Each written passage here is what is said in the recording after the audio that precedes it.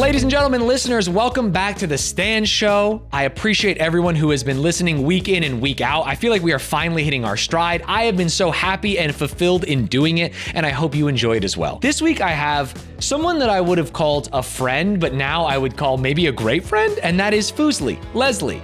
She is a person that maybe you've seen in many of Ludwig and my events. She's someone that I've always respected as a gamer, kind of a joke, comedian, absolutely, host. I wish she would. And it's also the longest episode of the Stanz Show ever. It's a 2-hour chonker behemoth, and honestly, she could have gone for another 2 hours. I had to cut her off at the end because we had been here for so long. If you like the show, make sure you like, comment, subscribe, listen on Apple Podcasts, listen on Spotify. Let's talk to my new good friend, Fuslie. No, I don't do you edit at all? No, I wish I did. Did you start editing? Yes, when I first did my videos. Really? Yeah. How long did that go? That went for maybe a year or two years. And then okay, you said you didn't edit and you're like, well, for 2 years I edited all my videos. I did edit for That's 2 years. That's insane. But then I just wanted to pump out content and just, right. Then I realized like, I just think I like the streaming thing more and more and more and more. So. But you wish you stuck with it, you said? I wish I did like, cause I see like, there's so much fun in editing and like you get to tell the story how you want to tell it, you know? Right. So I feel like that's what I'm missing out on is, although I trust my editor with so much, I literally, but I wish sometimes I could like put that, I have the vision for the edit. Right, and but like getting that out there. It wouldn't take me, like I'd have to take a full day off the next day to edit. Right, and then you're not streaming, so you're not getting like the content you need to edit, which is very hard. Yeah, it is. Okay, this is like a question that maybe will embarrass me or like paint me in an embarrassing light. Like, sure. Do you watch your videos? Your editor edits them. Oh, I would say not anymore. Okay. So I watch like my vlogs. Okay. To make sure that there's nothing like. Oh, like in the background or something? Yeah. And actually right now, I would say there's not even any videos to watch because like I barely put out YouTube videos. Right. I'm much more of I just say I'm like a straight up streamer. Okay. Like that is my comfortable medium. That is the thing I love the most. And then from there, I try to vlog specific trips, and then I have my editor just like cut down from both of those, and then occasionally put out a YouTube video. You know, if it's a fun, like I did a nuzlock for my first time. You were going nuts. Oh, you saw? Not only did I see you do it, I saw you like tweet about it constantly. Oh, stop. Yeah, it's insane. You fell in love with doing Pokemon content. It's bad. Yeah. I cried over it yesterday publicly. Publicly? Actually, wait, I saw some tweets. Yeah. And then you were like apologizing for something. I was like, what's going on here? And I was going to ask, but then I was like, what if it was actually like something you didn't want to talk about? Oh, no. I had basically, I've been in this Minecraft cobblemon. You like Pokemon. I love Pokemon. You should play in cobblemon. I'm sure. Yeah. Wow. Yeah. Oh my God. Be in season 3. Oh, you'll Although I'm love scared it. because you literally rage tweeted about it and said you cried over it. No. It's not about the people. Oh my God. Okay. You're such a streamer because you look into the camera all the time. I do it and other people don't. It's so funny. Oh, wait, what? Like you look into the camera. I love it. It's like streamer thing. Yeah, You're like, come on. I'm very like. I love it. Yeah. It's like chat. Yeah. But yeah, the nuzlock, the most recent thing we did was Abe basically hosted this Minecraft Pokemon mashup server. And at the end, there's a shiny tournament where he gives us, basically, forget the shiny part. You get 6 random Pokemon. Okay. Oh, sorry, 8 random Pokemon. Oh, so it's not even like what a team you've been building up while playing. At the very end, there was that kind of tournament. It got too sweaty. Okay. But so he's Were like, you part of the problem? No. I don't think so. I think I brought like a noob element, but there was a lot of sweat in that part. Abe just says to end the server, who's down for basically, I give you 8 shiny fossils, and it's basically a randomizer. You put it into a machine and it pumps out. You get a Pokemon out. You get a Pokemon out. You get 8 and you bring 4 to, it's, VGC format. 2v2. Yeah, 2v2. Yeah. And that's the rules. And we got to like 28, 29 people to sign up for it.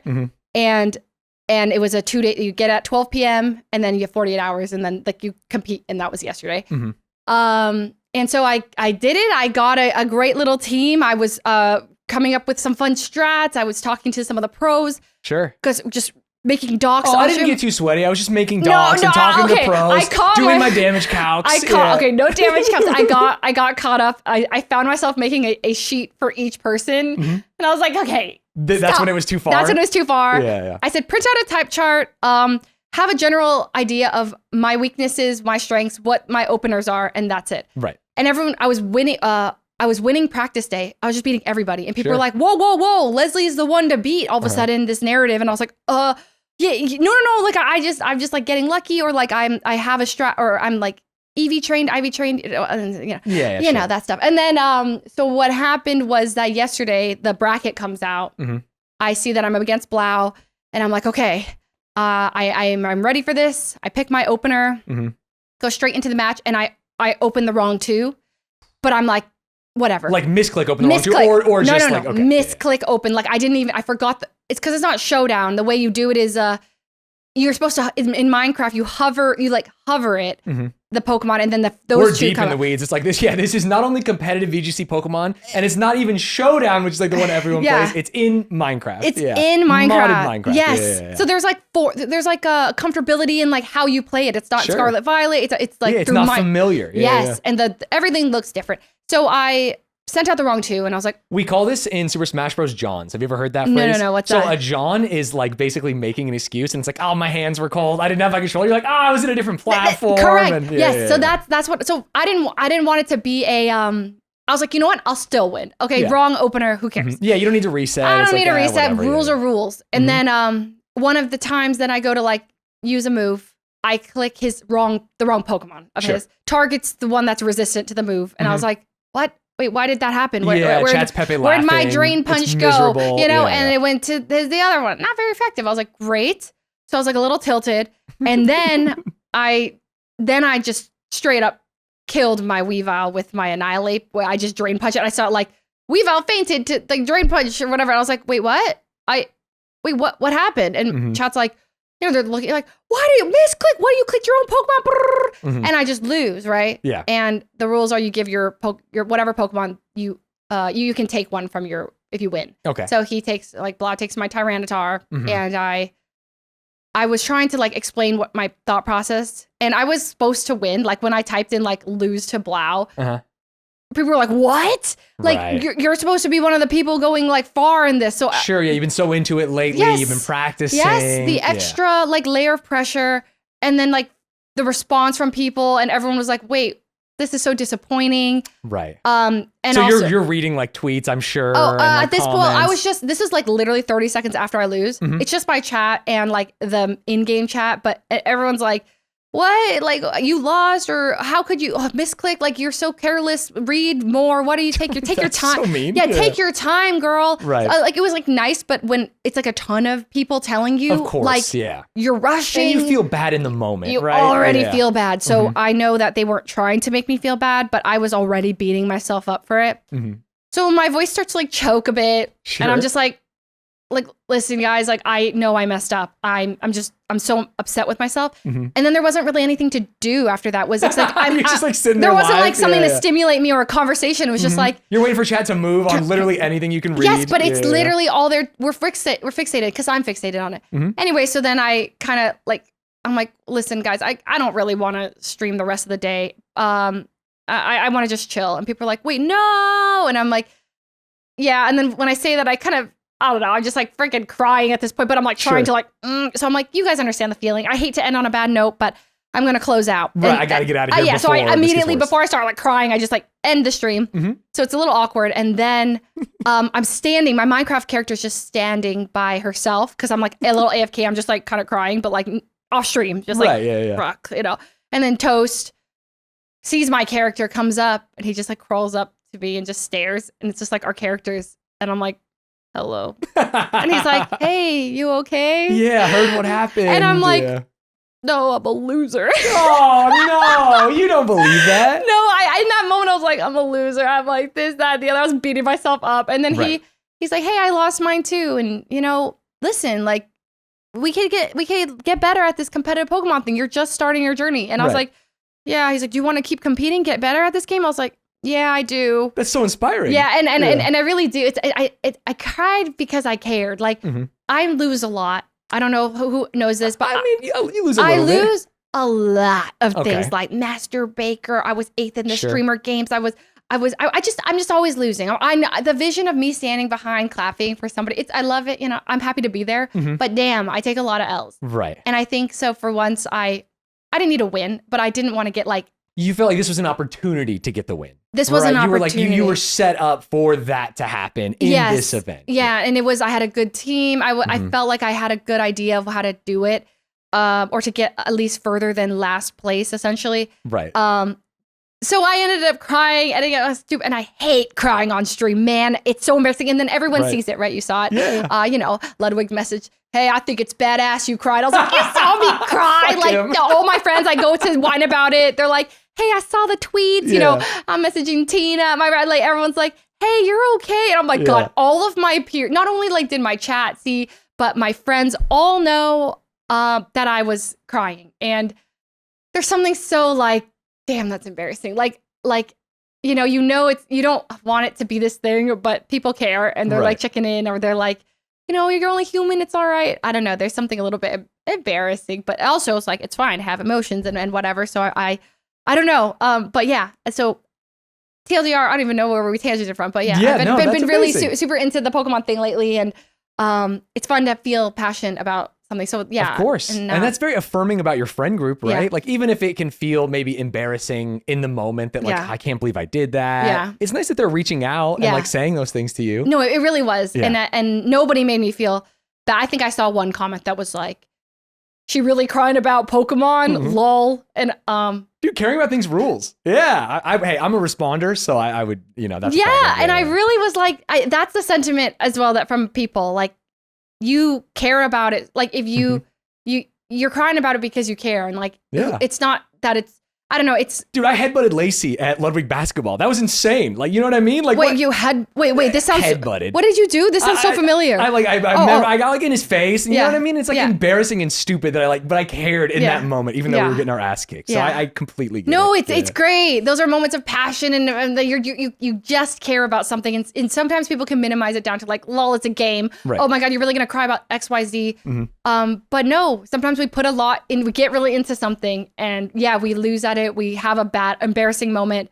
We cry, and it's okay. But I'm like, damn, it's cool to feel that, I guess, about anything, especially Pokemon, because damn, I really wrote that off. I was like, I like Pokemon for the cutesiness in the game. Sure, yeah. I played all story games, but when it came to battling of any kind, I was like, pass. Yeah, not for me. Not for me. Yeah. And then Point Crow goes, "Yo, doing this thing, would you be down?" And I'm like, this sounds like so hard. Yeah, remarkably hard. Because there's so much, this is my team, this is their team, this is what I'm going to do, but then they know I'm going to do that, so I'm going to do this. It's just like, you have to think really deep, and it's not, I'm too stupid, to be honest. No, you're not. You're not. My first thoughts was like, I can't commit to something like that. Like, I don't think I'm, like, that's way too hard for me.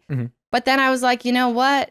He took the time to set this crazy event up, and I'm so lucky to have gotten to be invited. Like, what? This is incredible. Yeah. So I was like, I'm going to say yes.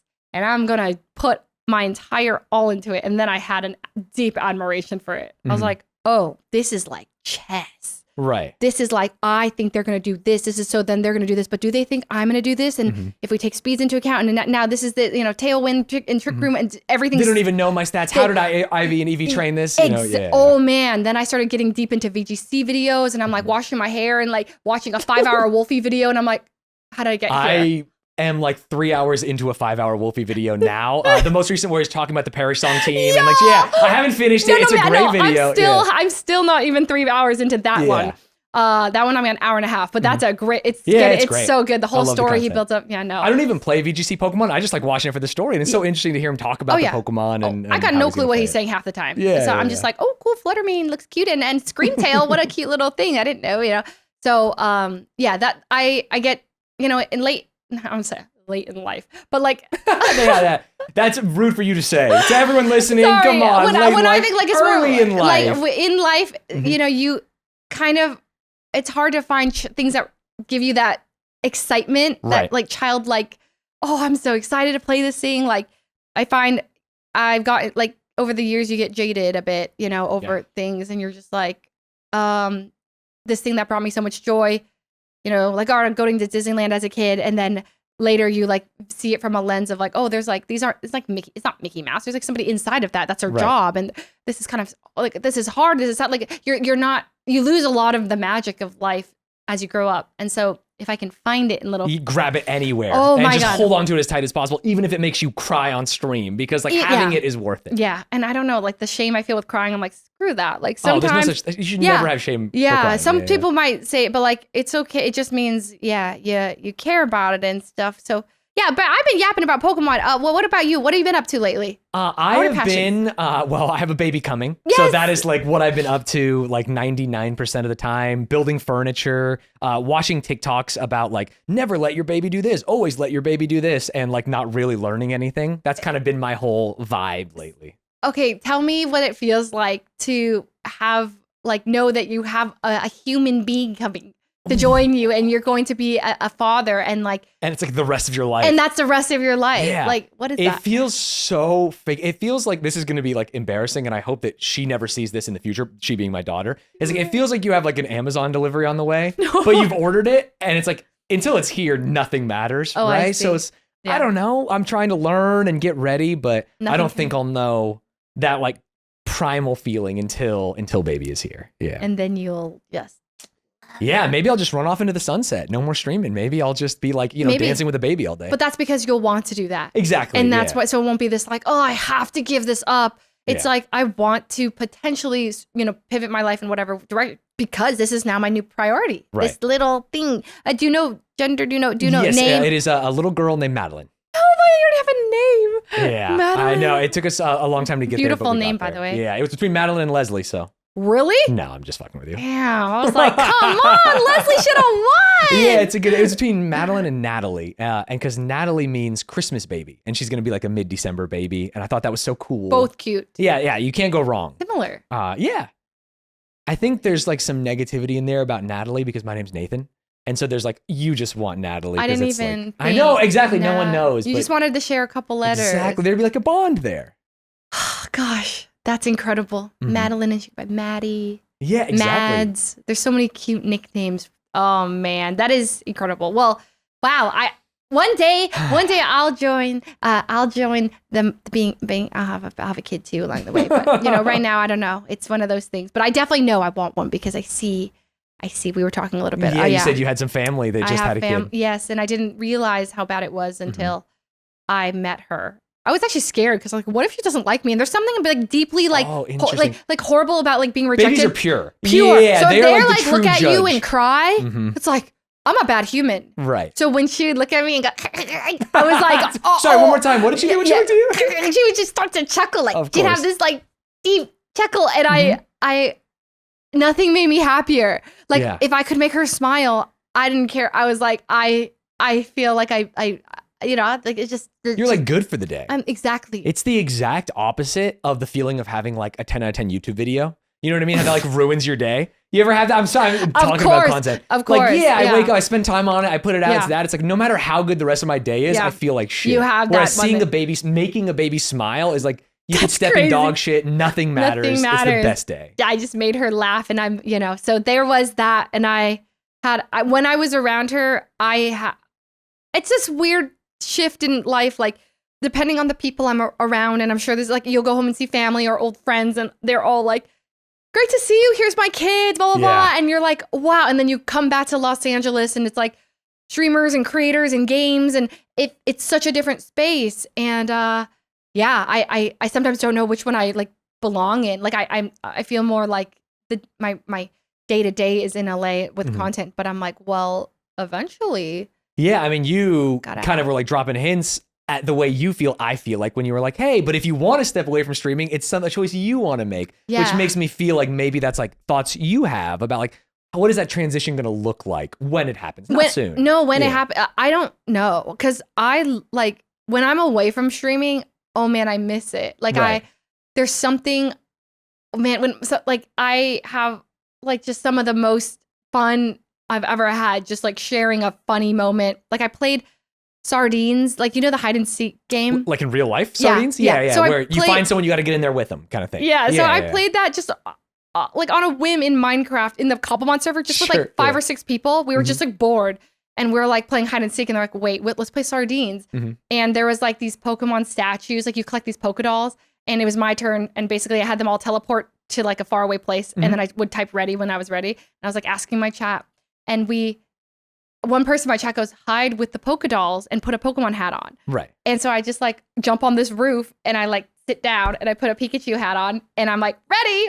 And we play open mic. So you know, it feels like you're in real life. Like if I'm laughing, I'm gonna go look over here. Yeah. But if I laugh, like they'll hear me. So then I have them come back and they're like talking, jumping around, looking for me.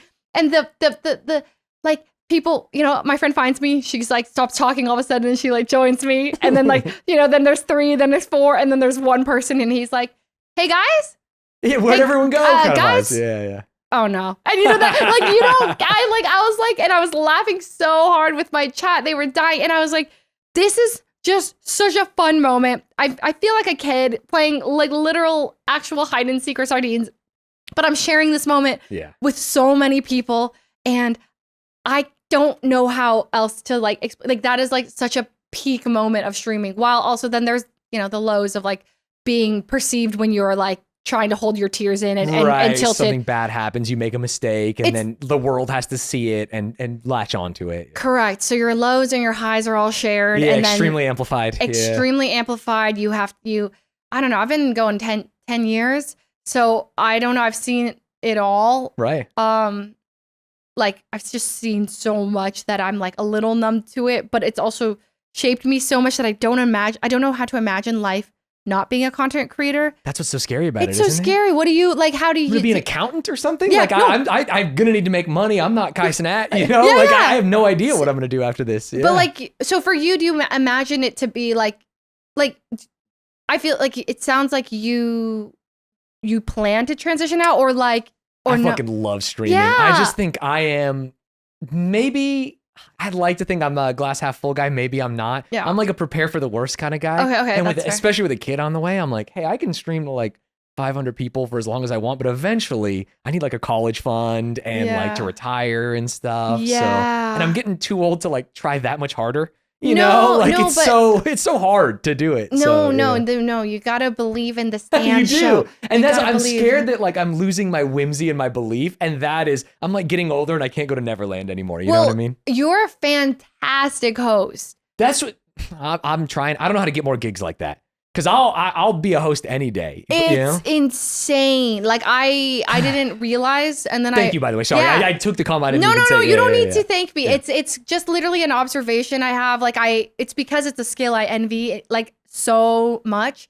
As a creator, you get opportunities to host things, right? Mm-hmm. I say no, I can't. Yes, you can. No, I can't. I know you can. I was asked so many times to host these like big events, and I'm like, whoa, like that, and they're like.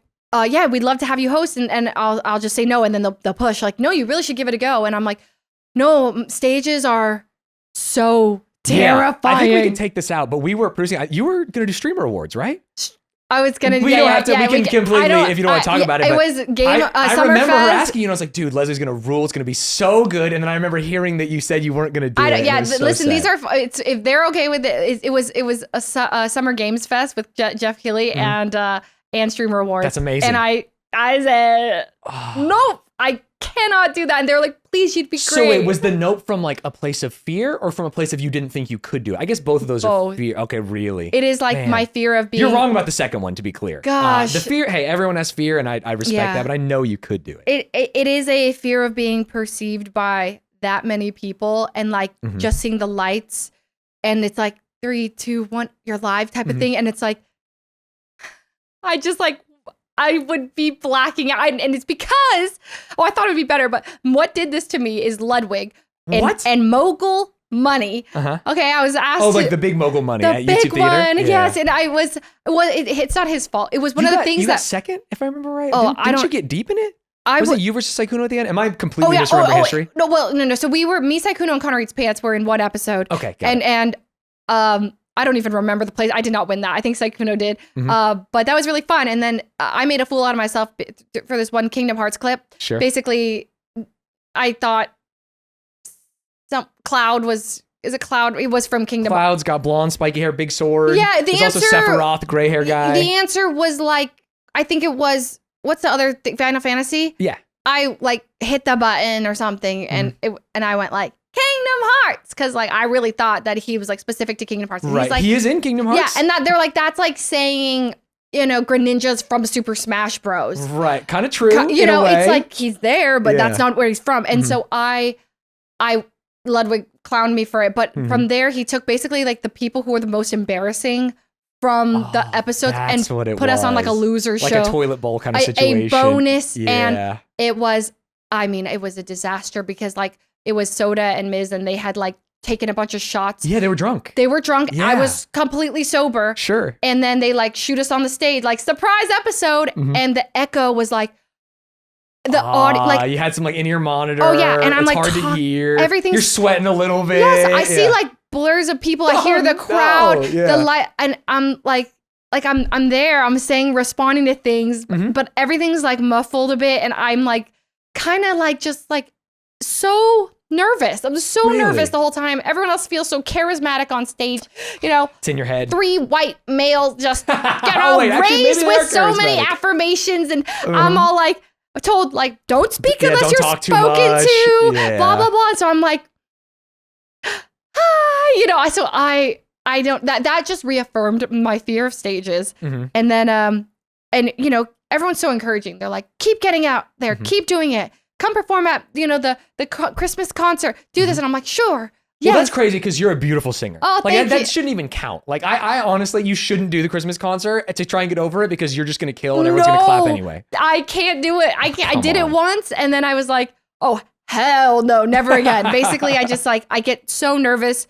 I hear that I like mess up a note, and then no one else hears it, to be clear. They hear it. I can't. No. I can never. It's a fun fact. I've never watched back a single live performance of mine. Right. I'm with you on that. Okay. You never should. Okay. Yeah. I would vomit if I watched back anything I've ever done. Nope. I don't watch back my streams. I don't watch my YouTube videos. I don't listen to this podcast. Oh wait, what? Yeah. Really? No, you don't listen. None of them. You don't watch your streams. No. What if you had like a really great moment on stream? Then I'm glad it lived in that moment. Wait, you don't like relive it? Nope. Wow. No. Sometimes I'll waste my time reliving funny moments of my own stream. I mean, I wish I can't watch it. I get too like secondhand embarrassed. Like, Wait, what? Of your own stream? Yeah.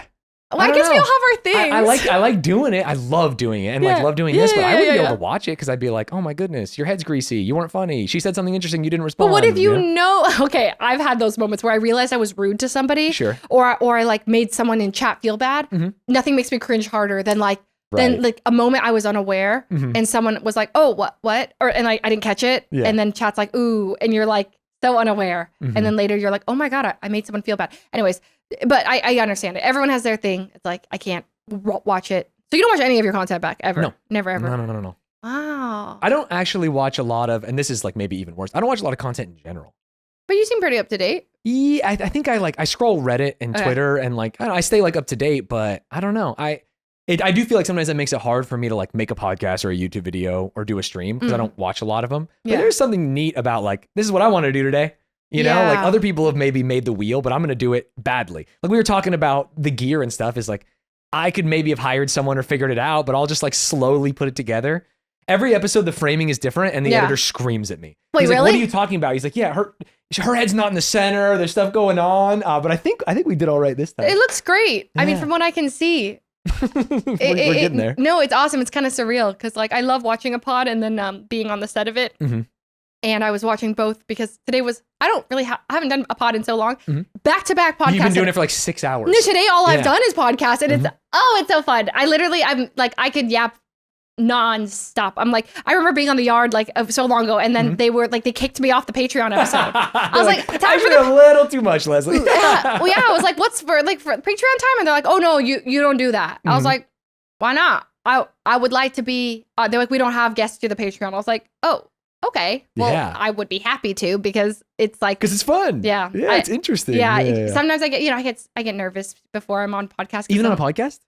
Because it's so similar to streaming. Not that it's a bad thing to get nervous. I would say I'm not nervous for this one because I watched you and I was like, oh, you're such a natural conversationalist. Oh, and there's no like I have no intentions with this either. It's like we're just gonna sit here and talk, so you cannot mess up.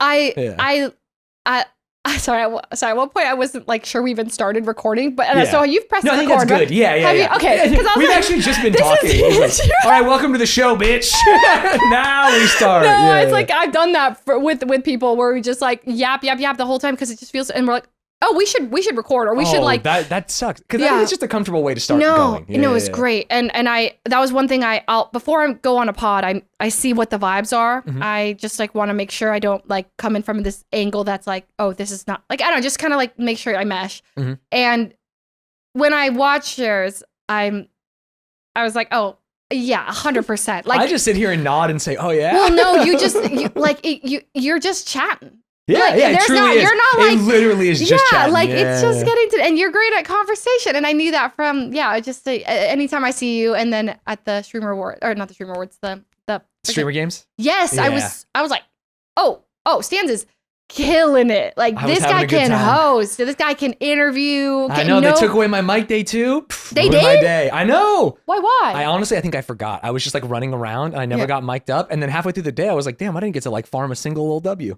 I was like, what's going on here? Wow, that's a mistake, because that was brutal. I noticed how good you were. I've seen all the clips. I'm like, okay, you're a natural. Yeah. So going back, I was just like, so jealous of that skill. Like really, Do you want to? Because I think it can be so frustrating when other people are like, well, you just got to get on the horse. All you have to do is sing at the Christmas concert. Yeah. Do you want that skill? Or is it something like, for example, I'm never going to be in like great shape. Like people who are like runners or disciplined is like, I guess I'm jealous of that, but I don't really want it because it's a lot of work. Yeah. Like, do you want to like host stuff or stuff like that? Not really. Or do you just respect people that do those things? I respect it. I guess there's a little desire to I want to be good. Sure. Like, you want people to think that you're good at a thing. Yeah. I hear that. Like I'll be hosting. I like to host and plan events. But like recently I did this thing like called Roomy Rumble, and like I pressured Ludwig to do all the talking for it. Yeah. Because, and I'm so sorry to him because it's like he had to like do a lot more than he thought. I feel bad about it, but I'm a big Reddit drama frog. I know. I know some of the stuff. Yeah, man. I feel bad about it. And like all the drama. He was also in a pissy mood that week, so I wouldn't worry about it. Yeah, it wasn't because of that necessarily. I know, but like because I was like, please, I'm bad at the speaking, and people will listen to you when he goes like, all right, listen up, and he starts like, everyone's like, yep, got it, great, sure. Explained it fantastically, cool, and I'm like, dang, when I'm like, hey guys, okay, so basically, there's this game, and then wait, hold on up, and I'm just like, blah, blah, blah, and they're like, what did she say? Or like, can someone like type that out? Or right, and I'm like, okay, it's easy. So basically, there's just like two people, and I just get carried away, and I don't have that, the way that cut right to like the YouTube video part where it's like, this is exactly what people need to know when they need to know. Or like the way I realize it is when I try to explain board games to people. Oh, that's just an impossibility, especially ones you've played before and you're like, I don't need the rule book. So basically you have these camels and they're racing around the track. No, I do that all the time. Okay. And then you have to get out the rule book and you're like, oh, actually, sorry, I was wrong about this thing. Yeah. But I've tried to explain so many board games to people, and I find myself like, I try, and then I'm like, never mind, who else wants to try? And they're like, I'll explain the rules. And that's when I realize like, oh, maybe I'm just not great at that whole, listen up, this is what's happening. I don't know. I guess that's what it really is. And fish don't climb trees. You don't have to be the explainer. You don't have to be the coach, I guess, in that situation. Yeah. I guess it's frustrating to know there's a skill that I wish I was better at, to acknowledge that I'm bad at it, and then like it holds me back. Oh, and you think so? Yeah, because I don't like. I like to you don't host. Take advantage of opportunities that maybe are like offered, kind of thing. And I get mad at myself. I like turn down these cool opportunities. Sure. To host these great things, and here I am. Like some people like really just want to do that, and I'm like, nope. And I guess that's a little frustrating. Can I do the devil on your shoulder thing? This will make you feel better, but I don't think is like what like a kind person should do. Okay. And that is that like, hey, sometimes you take those opportunities and you fucking fall on your face. Like I did chess boxing and I was so excited for it and I trained so hard, and then I dislocated my shoulder and embarrassed myself and like didn't finish the fight and stuff. So like sometimes it could go bad. Maybe you go to Streamer Awards and you like shit your pants on stage, and you avoided that. I did. Yeah. Oh, great. Yeah. You did it. Oh, so you're I'm saying that like maybe you made the right choice by not doing it. Thank you. But I think you should make the choice in the future because I know you can do it. Thank you. Oh.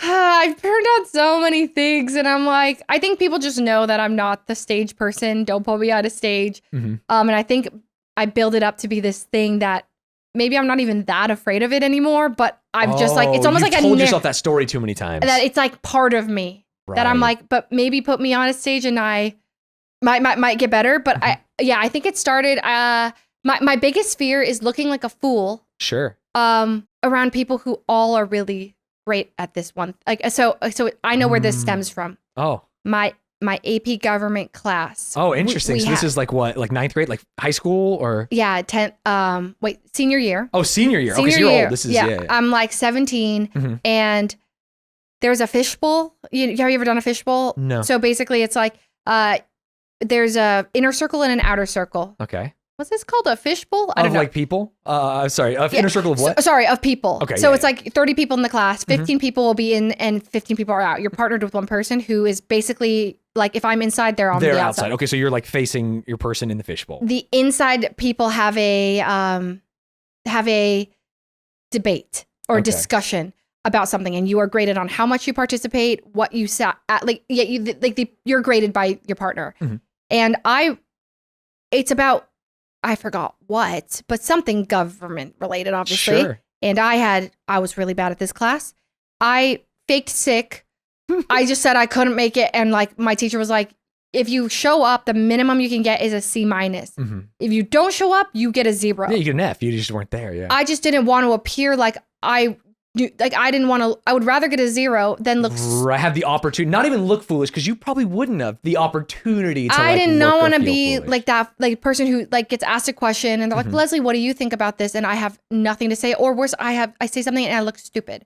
And so I just was like, I'm sick. And I was like, oh, I'm going to get a bad grade. Did your teacher know you weren't sick? It seems like they were maybe prompting you to be like, hey, if you go, you get half. I think she didn't know, but she basically did say like, she just, before it happened, like the worst you can do is this grade. But if you do not, if you're a no-show or like, I don't know why she said that, but like I just knew that if I would get it. She might have known. She might have known she might have known like, you like as a human in that moment. Yeah, but she said it to like the class, and it was one of those things like, okay, should I take the 0 or do I go for the 70%? And you actually took the 0. Oh, I took the 0, and that's when I realized like, dang, like I have a bigger fear than bad grades, and I'm Asian. You became a streamer. That's so crazy. No, it's weird. It's a totally different skill. I mean, I agree. I guess, sorry, I say it's crazy because I always assume that I am weird and bad and dumb and like broken mentally. Yeah. Because I am in my everyday life like extremely introverted. You are introverted, dude. Unbelievably, I hate going to things. Dude, like we were talking about the last time we saw each other was Ludwig's birthday. Yeah. That was like a nightmare. I love Ludwig because I'm like, I don't know anyone, no one likes me, and like, you know what I mean? I don't know how to say hi to people, right? It's a personal failing of mine. Wow. Okay. Yeah. Okay, sure. It's mental, whatever. Okay. But I also became a streamer, and so when other people say it like I'm like, that doesn't make any sense. You're dumb. But I did the same thing where it's like I don't talk to human beings. But I don't make new friends very often. But I do stream. Have you taken the Myers-Briggs test? I'm sure, or like a version of that, but I couldn't tell you if I'm an IFNJ or something. I don't know. INFJ maybe. Yeah. Sure. Yeah. Okay. I think it's a totally different skill set, like streaming, and like I know lots of introverts, people who hate parties. Like who love streaming, who love that being perceived through a camera is very different. And you perceived. Are in control of it. Like how you look, how you talk, what you angle, do, the lighting, the mic, it's all part of it. And the games you're playing, it's a single player, like whatever. Like you just have to it's such a different thing. So when people are like, what, you don't like public crowds or you don't like to talk in front of people, that's your literal job. And I'm like, I understand how that sounds. Like, it literally is my job, but it isn't actually. It's different. It's different. Like, I feel comfy because you have all slowly shown up here and you get me and I say something, you're like, classic Leslie. Right, it's like a safe audience. It's a safe audience. Yeah. I know, like, if anything, if you put me on a stage without my chat, I'm more scared. If you show me my Twitch chat and I'm live. Oh, of course. Yeah, it's like a safety blanket. It's like I got my community right there. Like if I embarrass myself, they're like laughing, but it's like an inside joke. Like they understand the fear going on in my mind. And so give me my stream or make it live and all of a sudden I'm more comfortable in that setting. It is so, but then like I can't stream in public. Like nothing gives me more anxiety. Oh no, I can never be an IRL streamer. Dude, when these people at the basketball event with Lud and everyone was live, just like walking in like, yo, what's up? Hey, it's my chat. And I'm like, I'm gonna run that way. Yeah. And like, I love Extra Emily so much, but like, wow, I'm like so can't like look at her. I'm like, how do you do what you do? Yeah. When she was like cooking in the Outback parking lot and that lady was like, are you making crack? And she's like, no, I'm just trying to cook a steak. And it's like, this is insane to me. Yeah. Like, man, it is like. Or trespassing on that guy's property when she was trying to get her thing back. Yeah, it's crazy. I can't do it. Her boldness to just like, hello, blah, blah, blah, blah, blah, right? I'm like with her. I've done this with her a couple months ago with Tina. We spent the whole day IRL streaming and she has strategies for every kind of interaction. I was like, wait, we're going to get into an Uber for an hour and a half right now. How are we going to tell the Uber driver? She's like, oh, we'll just say we're on a FaceTime call with our friends. And I'm like, what? So we get it. She's like, hello, sir. Like, do you mind if we Skype? Or not Skype. Okay, I'm showing my age. You're old. Holy shit.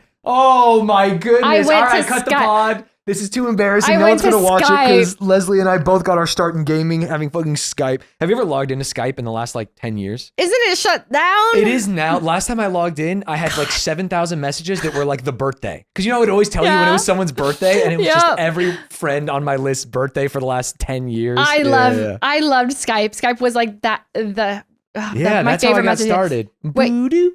Oh my God.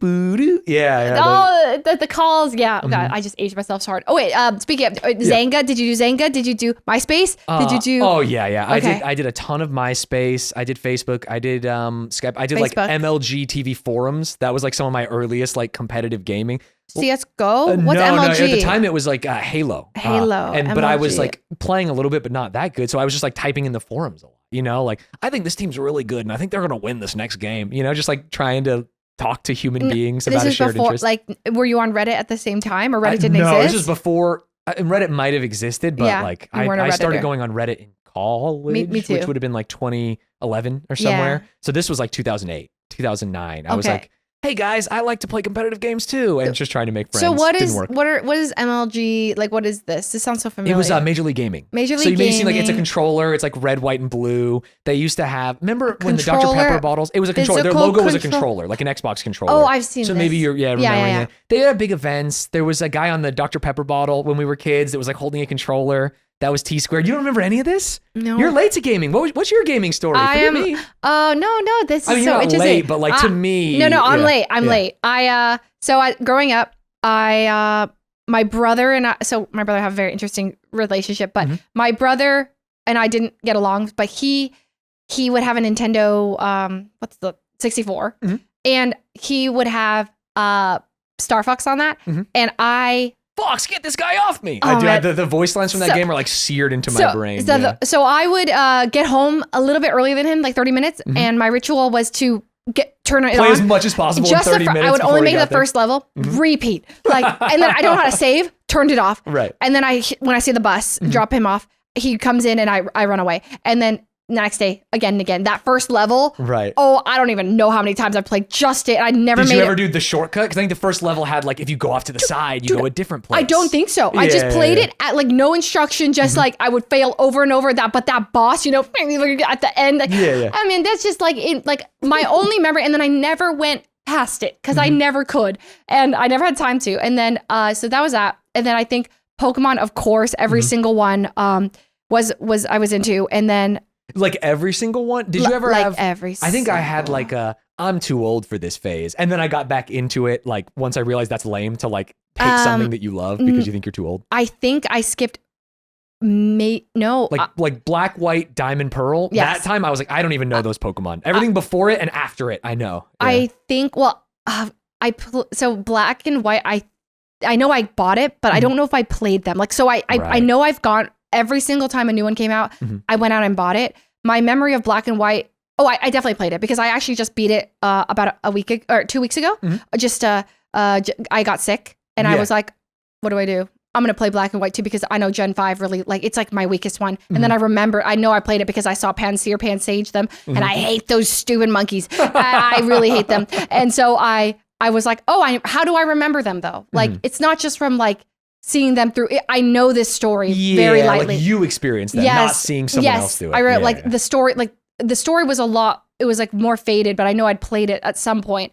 So that's the one series I have stayed loyal to. And then I did like Neopets. Is that gaming? Yeah, that's absolutely Okay, gaming. There's no shame in gaming anywhere. I was deep into Neopets, and Habbo Hotel was this one that I played. Okay, I never played that, but I played it, it's like this, that was a kind of a weird one, like a social one. This first one, I'm like, hello, and like you type in, you're these little humans, and you could like spend money. Anyways, so Habbo Hotel, and then basically through college, I played the Pokemon games, and that's it. It was kind of my secret. Like I knew people kind of didn't do it, and then I saw my boyfriend at the time playing God of War, but it was kind of like, I'd just like sit down next to him and watch him play God of War and Skyrim and stuff.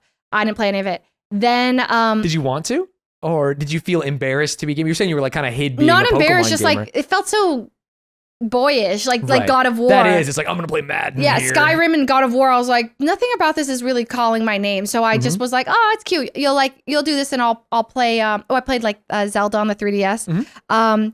But I felt pretty normy, like when it came to games. And then my friends were playing League of Legends a lot. And I remember specifically calling them out and being like, can you come socialize? Like, what are you doing? And my friends were like, I'm trying to get to gold. And I was like, dude, stop playing LOL and come out. I remember I called it LOL. And then they were like, they would just like during parties, they would like close their door and play League. Really? And I remember thinking, this is so lame. Right. And then my senior year of college, I was in this program it was a student orientation program, and I basically became best friends with this guy named Raymond. And Raymond, on a whim, on the very last day of this program, I'm about to move back to Northern California where I'm from, and I'm peeking over his shoulder, and I was like, hey Ray, what you doing? And he's looking at apartments, and he's like, oh, I'm just looking at apartments, and I was like, can I move in? As a joke. And he's like, what? And he's like, wait, are you for real? Because we need a roommate. We need a fourth. And I was like, I was totally kidding. But like, maybe there was a grain of something No, there. but then I was like, wait. Yeah. How serious are you? Because I could move in, like I could. And he's like, it'd be me, my friends Billy and Alex from high school, and yeah. And I was like, send it, let's do it. So I YOLO moved in with them, and they all played League of Legends. So then you had to fit in, to be a fit part of in, the group. and I said, let's do it. And so I downloaded the stupid game, and then from there, that was 2015, and then I got dearly addicted to it, and then I went. My homepage for so long was reddit.com/r/League of Legends. That rules. And I would just updates, and I was like, there's a pro scene. There's people who are this good, and I went to Riot Campus as I got a tour, and I was like, I did the wrong thing my whole life. These people get to play League and talk about League all day long. Like there's a room dedicated to every champion, and this whole place, there's a giant Tibbers statue, and I missed out on gaming my whole life. And so that's kind of where my game, so that's where I'm late. I like PC gaming wasn't until 2015. You had graduated college at that point. And so you're theoretically like an adult getting into PC gaming. Yes. And now I'm like, I can say I've been gaming for 10 years plus. And because of the amount of time put into it, I would say you've probably gamed more than most people in the world. Absolutely. Yeah, now I'm like, okay, I've gotten to play like every big, like, well, not every big, but a lot of the big single player games that people like, but I did just play GTA 5 this year. Like, finally. Yeah. I'm like, guys, this is insane. This is absolute cinema. And they're Dude, like, I love being late to something that everyone says is great and being like, yeah, sure it is. And you do it and you're like, oh, I get it. It actually fucking rules. I finished Game of Thrones on like 6 months ago. And I'm like, guys, I need to talk about the Red Wedding with someone. Oh, it's so funny because that means you had to go through the shit seasons too. Yeah. Like no one told you to stop?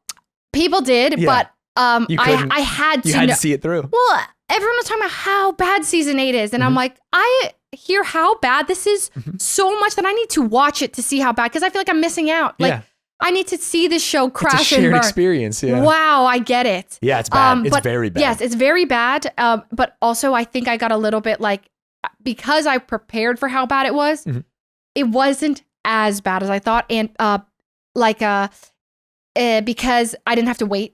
I jumped from 7 to 8. Oh, yeah, you literally, like, a bad episode, you didn't have to go a week seeing, like, bad episode, at least there's another one, and then, like, it's another bad episode. Yeah, all I know is, like, get ready. This shit kills the entire show. It's so bad, it pretty much erases everything. Like, people don't want to talk about it anymore. And I'm like, okay. And then, I mean, I was up in arms at the final episode and how they try to close it out. I was like, the fuck? But like, man, it was weird to be like, to watch, like, the Red Wedding, for example, and then freak out go like have nobody there was no spoilers. You had no idea besides that like it's a great show and it ends bad. There was nothing that nothing except that there was a crazy episode called I thought the episode was called The Red Wedding. Right. So even when I'm watching it, it's not called The Red Wedding. No, it's Reigns of Castamere probably. Yes, Reigns of Castamere. So I was like, oh, maybe I know it's in season 3, so maybe it's the next episode. So I'm watching Reigns of Castamere. I think knowing something is coming, but not knowing when and then being surprised by it is almost better than like getting surprised by it raw. Because you knew that it wasn't that episod. You're like, no, this is not the Red Wedding. Wasn't it. So when it started to happen, I was like, pause. Mm-hmm. What is going on? And I was like, wait, 100,000,000% this is that episode, you know? So so then I went on Reddit 10 years later. Yeah, looked at all the discussion about it. Oh, I love watching something then seeing what people said on Reddit. I watched people react. I just watched a video of like back to back people reacting to the scene. Like just like devastated, gasping, like what, like crying. Because that's how I felt. Anyway, so yeah, I'm late to a lot of things. But when there's enough hype with games or whatever, I'm gonna. You're gonna get into it, and you're not like a hipster of like, well, I'm never gonna play League of Legends, or you know, people play League of Legends. I'm gonna play Dota or Han or something at the time. No, do you have anything that's like you were really late to, or people like hyped up like crazy that you were like? Oh, that's a great question. It's funny that we're talking about it, and there's not even a thing in my mind. I think okay, this is tough because I'm gonna like talk to you, but I can feel my chat like watching this and going like streamer brain. It's they consider me, and I have to be as honest as humanly possible here because they would consider me a hater. And I would consider myself someone who's like, I would love to watch something and love it, but if something's bad, like I'm not gonna fake it. I'm pretty critical about things. And so there are a lot of things, maybe I'm not late to things, but there are things that I will watch, play, read, and I'm like, actually, this kind of sucked. Like, or I didn't like this thing, right? It feels good to say it sometimes. Yeah. Okay. And I think that one of my problems is maybe I say it too much. Because it really sucks when something new happens and like everyone's really into it. Yeah. And then like they go to your stream and it's like, well, actually, I think it's bad. Thing that like you've been enjoying on your own. Like imagine you're playing all this Pokemon and you came here and I'm like, actually, I think VGC sucks and I only play fucking Temtem or, you know, some other monster game. You know? Yeah. Like that sucks to hear. Like don't yuck someone's yum. Yeah, I love it. But I also think lying to someone on stream, like if someone came in, it's like, what do you think of Silk Song? And I was like, actually, I think it's better than Hollow Knight. This rules. Like I would rather die than say that. Is that not what's your opinion on Silk Song? It's so much worse than Hollow Knight. Oh, okay. I didn't play, it was not made, it's not the same labor of love. I don't know. Elden Ring came out, they saw that people like hard things and like tricks and they made that. Oh. That's how I feel. Oh. I'm totally fine with other people feeling other ways. Yeah. But yeah. But then I like all my YouTube comments are like, fuck this guy actually. Why am I even watching him play this? You know? I'm like, man. No, I think there's something that, like to be like, it is easy to be like, wow, what an amazing game. Incredible. Yeah. Next thing, it might be my new favorite game. Yeah, this to every single game. Like, no, like I sometimes fall into this, like when I'm playing a game, I'm trying to find every good thing about it to like really enjoy it. But sometimes I actually just am not having fun. Right. And recently, it was like 6 months ago, like I was playing Portal 2 with H. June, who's a friend of mine, and we were playing it, and I was just getting really tilted. Like over. This is so funny because in my mind, I'm like, no matter what she says, I'm with her. I think it's fine to be honest about things. And then you said Portal 2 and my eye was like twitching. You like, no. Yeah, it's like, no, you're right. But no, it's okay. Yeah. People love Portal 2. They're like, you gotta play Portal 2. And the funny thing is, I have played Portal 2 in the past, had a negative experience. And you gave it a second try. And I forgot that I hated it. So I was playing it and I'm trying to love it, but dude, I love that you hate it. That rules because I love it so much. Oh man, Harrison was like, yo, you good? And I was like, what do you mean? He's like, you just seem kind of tilted. And I was like, no, I'm having a good time. Wait, like, and I kind of got defensive. I remember being like, what? And like nothing, I hated that he was thinking this girl's not having fun. Right. Because like, he kind of called you out on it. He clocked me. Yeah. And I was like, that's tough. No, I'm having a good time. What? And I was like a little annoyed and I went kind of quiet. And then I was like, you know what? Holy shit, I actually fucking hate this game. Yeah. I'm having a bad, like, this is not fun. And I just start going off. And I could feel my blood pressure just like drop. It feels good. Holy, Get it was out cathartic. of your body. I was you like, were holding it in. You were being something you weren't. But I didn't even realize it to myself. Like I was in such denial that I was like, this is fun. This is fun. And I love puzzles. Everyone's telling you how great it is. Yes. Yeah, everyone's so like, Portal 2 is the best, blah, blah, blah. And it's so funny because I realized like where I quit the first time, when we loaded it spawned us there because you jump back. And I was like, oh, we got to restart. basically where my breaking point was. The exact same spot. And I rules. was like, wait, I've already tried playing this game. I hated it and gave up already. And here I am back at it and realizing, I really hate it. And I crashed out and here's like laughing so hard. And I'm like, wait, guys, it feels great to say I hate it, but I hate this game. And I'm so sorry to everyone who loves it, but I can't. Don't be sorry. It has nothing to. Your enjoyment of the game has nothing to do with them. Yeah, I didn't want to be like, this is all your. But for me personally, I didn't. I was so frustrated. But I tanked it out and I finished it still. Did you actually? From that point, I tanked it. I actually hate that. Yeah. I wish you had stepped away from it. No, it's because no, it's not my fault. I wanted to. Harrison was like, we're one level away. Sure. And I was like, fine. But if you watch, I'm miserable. I'm like, I've already openly told people I hate it. So I'm like, have you figured the puzzle out? Yeah, I'm just jumping up and down. Just tell me where to jump. Yeah. And he's like, okay. Okay. If I jump here, you jump here, blah, blah, blah. You stand around. I'm like, great. You figured. So I just let him carry it, but because he was having a good time. So yeah. And then from there, I'm like, if I don't like a movie, I sat through Nosferatu and I was like, you didn't like it? I haven't seen it. So I have no horse in this race. Top 5 most boring movies I've ever hell yeah. seen. If I had known you had this, we would have just had a whole episode talking about things we hate. There's so many things that I hate. God damn, this is boring as hell. So, and like, sometimes I feel, and I am a hater of a lot of things that, sometimes second time through, love it. Like, I was the number one Dune hater until I saw Dune 2. And that changed your opinion on Dune 1? And then changed I went back and watched Dune with an interest. I'm a Dune 1 hater. You still are. Yeah. Even after Dune 2. Yeah, Dune 2 is fine to good. Yeah. Dune 2 is like, it's an interesting movie. Dune 1. It is much more boring than Dune 2, but I liked it. I'm gonna blow your mind here. Oh. The boring part's the best part. Of Dune? Of Dune 1. Really? I think the first half an hour, it's like, hey, it's space. This is who we are. This is what we're doing. And then it's like, and now we're going to have war. And they're just like, shoot, pew, pew, pew. Yeah. I was like, I'm so bored here. Well, I'm a war hater. I'll tell you, the whole of Dune 1 is still boring. Like, I find both first and second half boring. Okay, fair enough. Yeah, the second one was so incredible to me that like, it made me actually watch the first one. So the first one was through Twitch. They invited a bunch of streamers to a theater. Oh, interesting. And so maybe you weren't like watching with a critical eye, like hanging with your friends. I was watching like I hear it's this critically like this book that this story finally, and with no context to what is going on, it is not beginner friendly. Like, sorry, it is not new. Not like at all. I don't know anything about this. To be fair, I had read the book, so I was going into it knowing kind of what was going to happen. With a lens of I have never heard of Dune, know nothing. They don't actually make it too easy to follow, and so I'm like. Oh, yeah, it's definitely like you need to take notes in the beginning. Yeah, my ass went straight to sleep. Actually, woke up to the sand where I'm going like, and I'm like, oh, and then I'm like, okay, worst movie I've ever seen. Right, any movie that puts you to sleep has got to be pretty low on the list. Then Dune 2, people are like, Dune 2. I could not stop hearing about it. I'm like, fine, and then I was like, and I made sure to get context to Dune 2 before going into it, and then I was like, hold on. Now it makes a little bit of sense. I'll go back and watch Dune 1. Atreides, Duke of Arrakis, this guy's the GOAT. Have you, so I assume, okay, this is all again going to out me as a bad person. Like I'm a spoiler lover.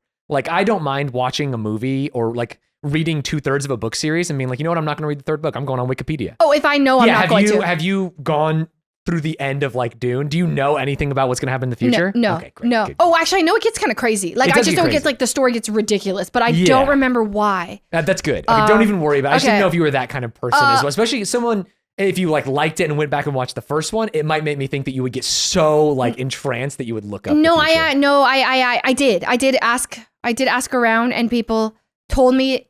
But I have bad memory. Sure. And so I actually... That's a blessing in a lot of things. I actually have forgotten so much of Dune 2 that I got to go back for my first watch again. Dude, yeah. It's great. Like I will just know I loved a movie or a series. Love going in and I'm like, oh my God, I forgot this happened. Oh, I loved this part.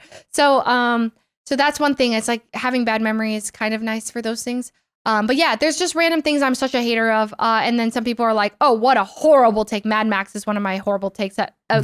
People get up in arms about Mad Max. Wow. Okay. I hate it. You hate it. Did you watch the newer one? The one that came out in 2015. Yeah. That one. That's the one that everyone loves. Okay. Yeah. Fury Road, right? Ooh. Yeah. I was waiting for them to cross the desert. I'm like, can't wait to see when the movie movie gets... that must be like when the movie starts. Yeah, they cross the desert and then that's where the plot is. And I'm like, they ain't ever crossing this desert. You're like, it's been 2 hours, actually. They're still going, and now there's these vehicles, and now they're shooting at each other, and they all look so. And I'm like, oh, but I was also on a date with this guy. Okay. And we were just starting to date, and his hand was like awkwardly like on mine. Like I can't explain it. Kind of dead fish situation. And my arm was going numb. Oh. And I didn't know how to. I was kind of not confrontational, so I didn't know how to be like, hey, can I like? So I was just like suffering with my arm numb as hell. Oh, and so you're thinking about your arm the whole time. Yes, and I'm like, how long is this? You might like Mad Max if you go back. You think so? It's good. It's better than Dune 1. Dude, should I go back and watch it? It is. You should go back and watch it. Because it is the biggest, like, of everything I say when I say I hate Mad Max, people are like, whoa. Yeah, that's a weird, because I do think that Venn diagram of, like, everyone kind of loves it. Yeah. Like, people, like, film nerds love it. Casual audience members love it. People who like just the cinematography love it. People who like the story love it. What I remember going on Rotten Tomatoes after it, going like, oh, I can't wait to see it. I bet everyone hates this. Yeah, let me see what they're saying. 97%. And I'm like, wait. What? Because I was ready to roast this, like just to go on. What a horrible movie it was. And I really do think that the hand numb thing was a huge, it just probably contributed a lot because I was waiting for it to end the whole time. Right. And then, and you weren't willing to like adjust or, I mean, it's a first date. The date must have been going well or you wanted it to go well. Because otherwise you would have probably been willing to do something. Sometimes I'm getting a massage and, they're like going too hard and I don't have the heart to tell them I feel like you're going to break my back. Really? You're not willing to be like, hey, a little bit softer? No, actually? Me and my friend Myung went to get this massage at a really cheap place. It's like one of those places, open room. Like it's like a curtain only. Everyone, you don't take off clothes. You just literally get down, lie down, and they don't ask you any questions about pressure. Right. They're going in. So you get what you get. It's like the value. You get what massage. It's so cheap. And this guy was just starts going into my back, and at one point he's like pushing on my neck so hard that I'm like, could cause damage. My neck, he's gonna hit something, and I'm gonna be paralyzed for life. I'm gonna become a quadriplegic. I'm convinced, and I'm like, and I'm like, well, at least I hope Myung is having a good massage, right? That's so kind. And I'm like, if I die here, at least my friend is enjoying it. And then at one point he goes like, he just comes out and he's like, how pressure's good, and I was like, yeah. You didn't even say a little bit less then? He prompted me. He gave you an out. He's like, pressure good? And I was like, yeah, pressure's great. And so then finally the massage ends. And I'm like, oh. And I don't really want to say anything to like kill the vibes in case Myung had a great massage. And then she goes, so how was yours? Like, mine was kind of painful. And I was like, wait, Myung, I swear I thought he was going to break my neck. And she's like, wait. Me too. Like it was so painful. And then, but she's like, I was so sure you had a good massage because he asked you, is the pressure good? And you said good. So I was like, at least you're having a good one. So she was thinking the same thoughts. We literally we got a father-son duo. He taught him doing some WWE moves on you. Literally just elbowing our neck. We both had pain like for a week after. That's terrifying. Yeah. So that's where I'm at. And like, I guess I don't vocalize when I'm uncomfortable in a fit. Like, I don't know what, but are you? I guess it's prompting me to ask: are you comfortable now? Do you need more water? Is it hot in here? Everything's good. Are you sure? Because I don't believe you. Because this guy was going to kill you with his elbow, and you weren't willing to say it. So now I'm scared. No, actually, I've gotten better. Okay. I think I was so afraid of making them feel like they weren't good at their job because now I've talked to my therapist about this too, and like how I could be a people pleaser sometimes. But then I've now that was 10 years ago. Oh, no, the massage was like 5. But it was 5 years ago. That 5 years ago. God, I thought it was like last week. No. Better, now with the massages, I vocalized it. I did it. Okay, actually, I got worse because last week, 2 weeks ago, I was at a wedding and I got a massage and I was a little sick. Sure. I was like at the end, and so I couldn't breathe. Like my nasal it was all just congested. Sure. And so I couldn't breathe, and so it was getting worse as I was like face down. So she was like a head rush. Yeah, and your sinuses are stuffy. She's like, "Are you okay?" And I'm just like only thinking about that. And I was like, "Just ask to lift up your head a little bit. Yeah. Just say like, I'm a little congested. Is it okay?" Yeah, that would make me feel so much better in this moment. Because like she's there to help me relax. Like she's literally a massage therapist. That is her job. And she was so like nothing. I was like, just do it. Just say, hey, can I like sit up a bit? Nope, I couldn't do it. But it wasn't about, because she was doing everything perfect. So I was like, I'll just tank it until we flip over. Sure. But But up until then, these past years, I have asked for less pressure. Sure. And I've never asked for more, but usually it's never an issue. But I always, because I always say like medium hard, because I do like sometimes when they really get into it. Mm-hmm. You're a streamer. You need to like work some of that out. You sit too long. Yeah. And so sometimes, but I've been like, can you go a little softer? And they're like, of course. And I'm like, wow. Yeah, it's like so simple. It's like this big narrative in your head, but that I'm gonna offend them. And so I've gotten better at asking for things. But are there other moments in your life where you feel like you need to challenge yourself to do that? Yeah, where I cut myself up. I'm like, ask for them to return the food. Like this is like not cooked. Oh, that's classic restaurant thing. Oh, I'm definitely not a restaurant returner. I'm not as far as that, but yeah, like I'll eat raw food. You know what I mean? It's like I can't send it back. I can't. Yeah. Like I'm just not that person. And maybe because I've seen like you cringe when you see like, you know, Karens at the restaurant. They're like, this is not up to my standards, and you're like the third person, just like, oh my gosh. Yeah. Or, you know, I've seen my dad like crash out at a restaurant before, and really? Like when I was really young, I have memories of like him being really upset. Oh, maybe this is where it comes from. I genuinely think it stems from like him just being so unhappy. But he's on the flip side, if he thinks something's really good, he like goes out of his way. Oh, he's like going to the kitchen, shaking the chef's hand. Literally, and like tipping, like incredible. Like, so it's like this high low with restaurants. So, but yeah, I'm someone who can never return anything, even if it's like, or like, it's like, oh, this is not what I ordered. My friend's like, oh, excuse me. I'm like, no, I'll eat it. I love it. If anything, I would have ordered it first. And they're like, no, is this what you want to eat? And I have a friend who's more assertive. I'm like, this is what I want. And they're like, are you sure? And I'm like, yes, I'm sure. And they're like, okay, because like, if that's not what you ordered, that's like, you should get what you ordered. You're paying for it. And like, it makes so much sense. But I'm like, no. I think there's certain cases where I'm more, and I can do it for a friend. It's weird. Right. Like I know exactly what you're talking about. Yeah, I can, if they're not happy with their food, I'm so fine asking to get it, even in like a quieter way, like going up to the counter. I'm not going to make a scene, but when it's for me, I'm like, oh, I'll take that. No worries. I'll take the pain. I'll take the food. I'll take whatever. Just, I don't want to be a burden on anybody. The other day, me and you, maybe you know this, like Ludwig and our friend group plays basketball a lot. Yeah. And so paint me a picture. Who's all there? Is it like okay? There's actually like 30 people. Never mind. Don't list everybody. The problem everybody. is, you know, Aiden. Yeah, Aiden is the friendliest guy in the world. He like talks to his Uber driver, and so if we meet anyone ever in the world, he's like, you should come play basketball with us. And so like our group has grown to this like Aiden 30 strong. Yeah, okay. he's like just asking anyone he meets to come to our basketball game, and there's so many people. And so we're playing for like 3 hours, and I'm hot and sweaty and tired. And Rochelle's like, hey, can you pick up food on the way home? Fast food. And so I go and get it, and I get this, and I'm like, oh, I'm so thirsty. I'm going to get like a giant ice water. I want like an extra large Burger King ice water. Yeah. And I go through the thing, and they're like, all right, you know, all this stuff, and a soda water. And I'm sitting there, and I'm like, I know I don't want a soda water. But why did you ask for it? I didn't. I said ice water, and they said a soda water, and I drove to the drive-thru. I got the soda water, and I drank the soda water, and I felt, my body felt bad. I needed water. I had sweated all out, and I'm drinking this like carbonated trash, and so I guess I have some of the same problems. Yeah.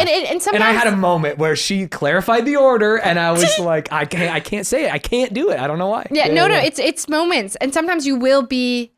It's a mood. It can be like sometimes I'm gonna gas it through a yellow, and sometimes I'm like, or like literally like it's red, and like just turn red. I'm still going, and sometimes it's like.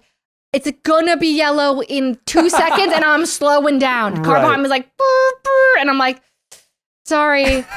That's so the funny, yellow's here. And sometimes it's that kind of day. Yeah, and some days I'm just like, I'm a speed demon on the road. I'm more assertive. I'm like, no, thank you. I can say no to someone who's like flyers and no, thank you being like a sign of being assertive. I get it completely, but it's so funny when you hear it out loud. I'm assertive today. I said no, thank you to a person.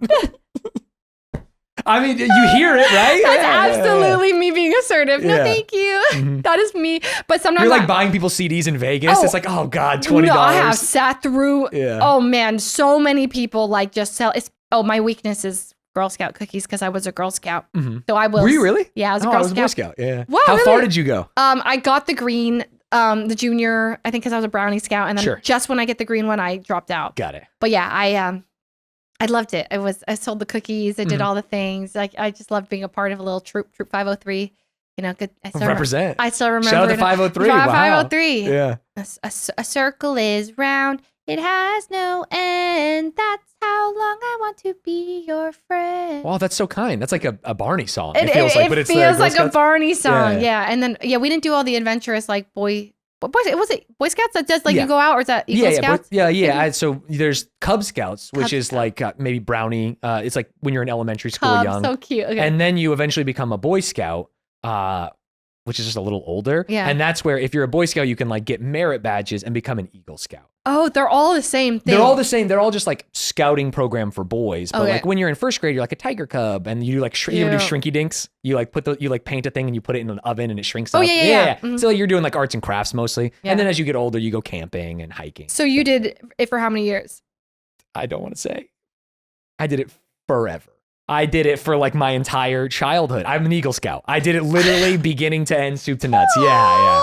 I know. Yeah, it's tough. Wait, not tough. That's awesome. Yeah, it was cool. You're an Eagle Scout. Yeah, so you have lots of skills from that, probably, right? I mean, supposedly. You can start a fire. I think, yeah. I'm sure like some of it would come back to me, but also you're a kid, and how much you remember. It's mostly like hanging out with your friends. That's so like those are the memories that you have more so than like canoeing or astronomy. Or I had a friend, my friend Stacy, her mom was the leader of our troop, and so she would always invite us for sleepovers, and they had this house, and they had this coolest little, basically this basement, stairwell down, and it was like a massive TV with this huge couch around it, and then all the DVDs ever.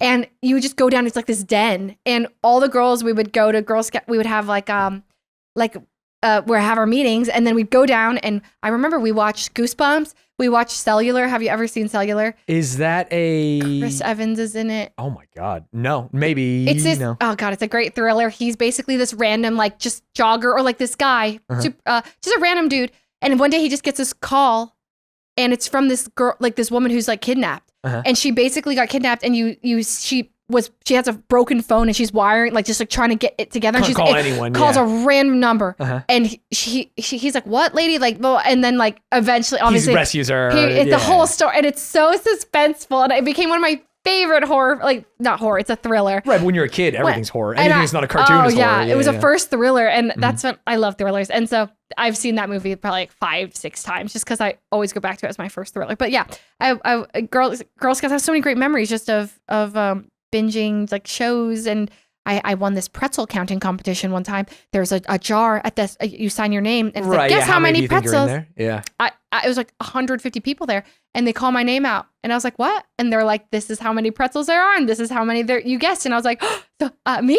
And it had a red cap on it. It's a giant thing, and I just slowly ate it. Did you win the pretzels? That was the prize? I win the pretzels. I took them home, and I ate every pretzel in that thing. That's insane. That makes me so thirsty. I did. Pretzels really dry out your mouth. Yeah, I think they're, here's my hot take. I don't like pretzels. Bad snack. Hard pretzels. Soft pretzels, goated.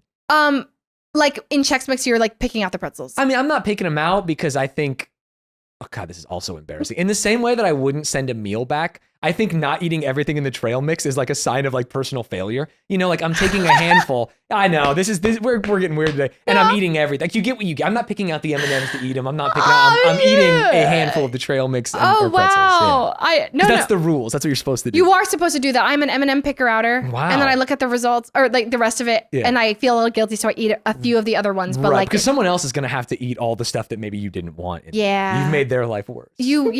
Someone opens the Chex Mix and it's all pretzels. And you're like, you did that. Yeah. You're a bad person. So I that's where it all went wrong for me in life, was eating all the M&Ms. Exactly. Funny enough, I ate all the pretzels then, but I leave the pretzels in Chex Mix now. Right, because you had too many. You had your fill. I had No one needs to eat more than 150 pretzels in their life. I ate every pretzel I needed to, and now I think they're dry. Yeah, they are. They are dry. Yeah, that's a terrible snack. Horribly dry. Except, I like the soft pretzels that are pizza, like with the pizza. Like soft. Any bites. Soft pretzel, mustard, anything soft. I think I just don't like crunchy things. Not any crunchy thing. Yeah. Really? Like that crunchy. Yeah. Like, how do you like your French fries? Ooh, extra crispy. Really? No Portal 2, extra crispy French. I'm a soggy French fry guy. I want it to like flop, mostly. I'm down with it like too. You can tie it in a knot kind of situation. Okay, a little soggy, but like super greasy. I think I'd eat any of that. Like you're just a fry believer. I'm a fry appreciator of the Taco Bell fries, and the In-N-Out fries are the best ones by... Oh no, you don't love In-N-Out? In-N-Out fries are In-N-Out fries are made intentionally bad so that you don't feel bad about eating the delicious burger. No. In-N-Out fries are horrible. What about animal style though? It's Incredible. also horrible. Or I had them recently. Rochelle ordered it like cheese style. They just put like a piece of cheese on top and lightly melt it. It was also bad. It's all bad. Oh my gosh, it's my favorite thing ever. No, you don't actually like the fries. Oh, I love. Like, would you go and order only the fries? Animal style fries? Yes. Yes, I get a double with protein style. Okay, so no bun, right? No bun. And then I get confused every time I order. Even to this day, I don't know my order. I pull out a notepad with my right. So weird, and I show them. I'm like, can I get a double with? I think it has a protein style, and then do I get ketchup? No, I don't even remember how I get it, but I have it on a notepad. And then I have animal style fries, and it's one of the. It's actually like probably my favorite meal ever. Really? In the world. You're on death row. You want In-N-Out. I've discussed how In-N-Out is my death row. Wow. Like, I think there's nothing wrong with In-N-Out as your death row meal. It's so good. It's so good. It beats like anything. And I used to have a rule where if I thought about In-N-Out, I'd have to get it. Oh, because I used to live that's a fun rule. Yeah. Calling that a rule is a little something. No, it was because a rule. I don't know if that's a rule versus like a habit. It was a rule. Like I was like, we've talked about it. Mm-hmm. We have to get in Gotta the car. get it. And I used to live 5 minutes from one, so it made more sense. But it was a rule that and I had the other thing. The weird fact about In-N-Out is it gets better every time you have it.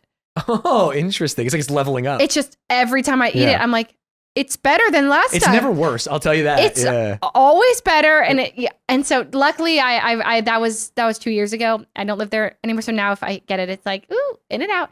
But yeah, no, I have heard this hot take about fries and people not liking the In-N-Out fries, and I don't get it. Wow. So what's the best then? I like Del Taco fries. They do like crinkle cut thick fries. You made the funniest face. No, I've just never had them. So Okay. when it follows like Del Taco, I don't assume People are Del Taco haters. Del Taco rules. I'm a Del Taco like what do you call it? I just don't know. I'm right. yeah. You're unaware of Del Taco. I'm unaware. I think it's delicious. So I was until recently with the baby coming. I was vegetarian for like 7 years, 8 years. Oh wow, okay. And so and I hadn't eaten Del Taco since I was a kid. And then they started doing like Beyond Meat. And I was a big like, dude, if a fast food restaurant is going to do fake meat, like I'm going to spend my entire paycheck there. I'm going to let them know that like this is what we the people want. Oh, wow. And so I was going to Del Taco like twice a week. Oh, wow. Okay. And I the fries are really good. I think you should try it. Del Taco's good. Okay, I'll give it a go. One time I think I got mac and cheese square triangles from there. Oh, interesting. It was like at Porto's or something. Yeah. So what happened is this is a really throwback random. Sorry, I just like say random stories. Fine. That's what I this was for. In college and I was taking this test and it was a bio 94. It was about like Punnett squares, genetics. Yeah. So I all of the test questions on this test were based off of one giant Punnett square that I didn't know how to interpret. So I was like, do I answer everything on this test based off one way and hope that it's right? Or do I answer half 50, of the 50-50? That's very creative thinking. Guarantee that like I'll get half of them right. I was basically like, there's two ways to interpret this and I don't know which one. I can't even remember which one I ended up doing.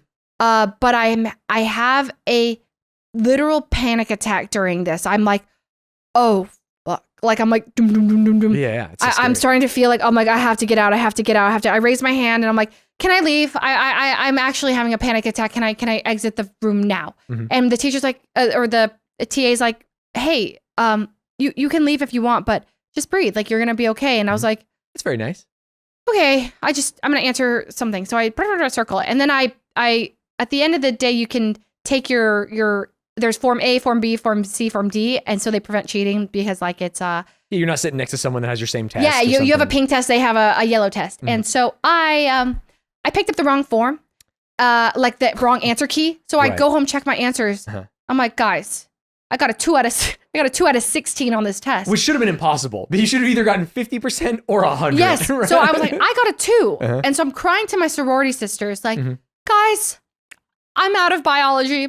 I have you really buried the lead there. I didn't know you were in a sorority. We can talk about that. Sorry, after. I was in a sorority. I was like, guys, I have to drop out, because if I fail Bio 94, then I can't go on to Bio 98, and it's a very cutthroat thing, and so too many students in Bio. So if I fail this, I have to swap majors. So I'm calling my mom. What do I do? Do I go comp sci? Do I swap to I don't know, whatever, anything I can, psychology. And all my sorority sisters are like, Leslie, it's okay, blah, blah, blah. So then they got me Del Taco, mac and cheese, the triangle. So I said, this is where it all ties back. You're probably like, she just tangented like crazy. I honestly forgot about the Del Taco part, and I was just like, oh man, how'd the test go? It's great. No, I had a tie-in. And that's when I discovered Del Taco had mac and cheese triangles. I didn't even know they had mac and cheese triangles. They were bomb. Okay, so I was eating and you them. never went back.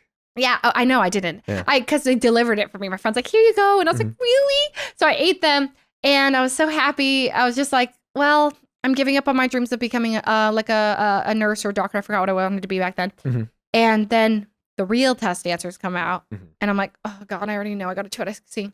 I check. I got a 10 out of 16.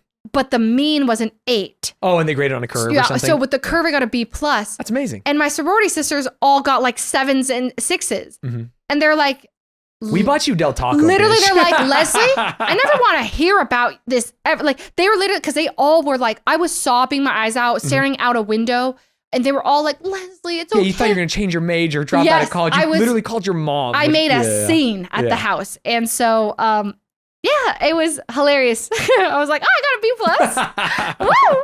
Oh, guys, you still did okay. They're like, what? No, you're gonna be great. Yeah, and then that's just one of my random like, and I always usually what brings me to that story is people ask if I've ever had a panic attack. Oh, but right. this is the first time that Del Taco has brought me to that story. There's like many routes to that story. No one talks about Del Taco ever. No, I know. I'm the only one. You're the only one. You know, it's from the West Coast. It's from San Diego. Yeah. It's like we gotta represent California, man. I will get Del Taco in sometime before the end of the year. I hope it's not bad. And then I'll come back on the Stanz show. Yeah, and talk I'll about give it. my review. We'll eat some together. We'll get fries from In-N-Out, and then we'll get Del Taco. Oh, I love it. Yeah, we'll do it. Yeah, some tier list. Yeah, a tier list, and then we have to get the Taco Bell ones too because those ones are real good. I didn't even know Taco Bell had fries. Oh, they have nacho fries. Yeah. Oh yeah, those are delicious. Yes, and I didn't know about this until was it the Doug Doug challenge or something that had me like getting. Oh, did you do a Doug Doug challenge?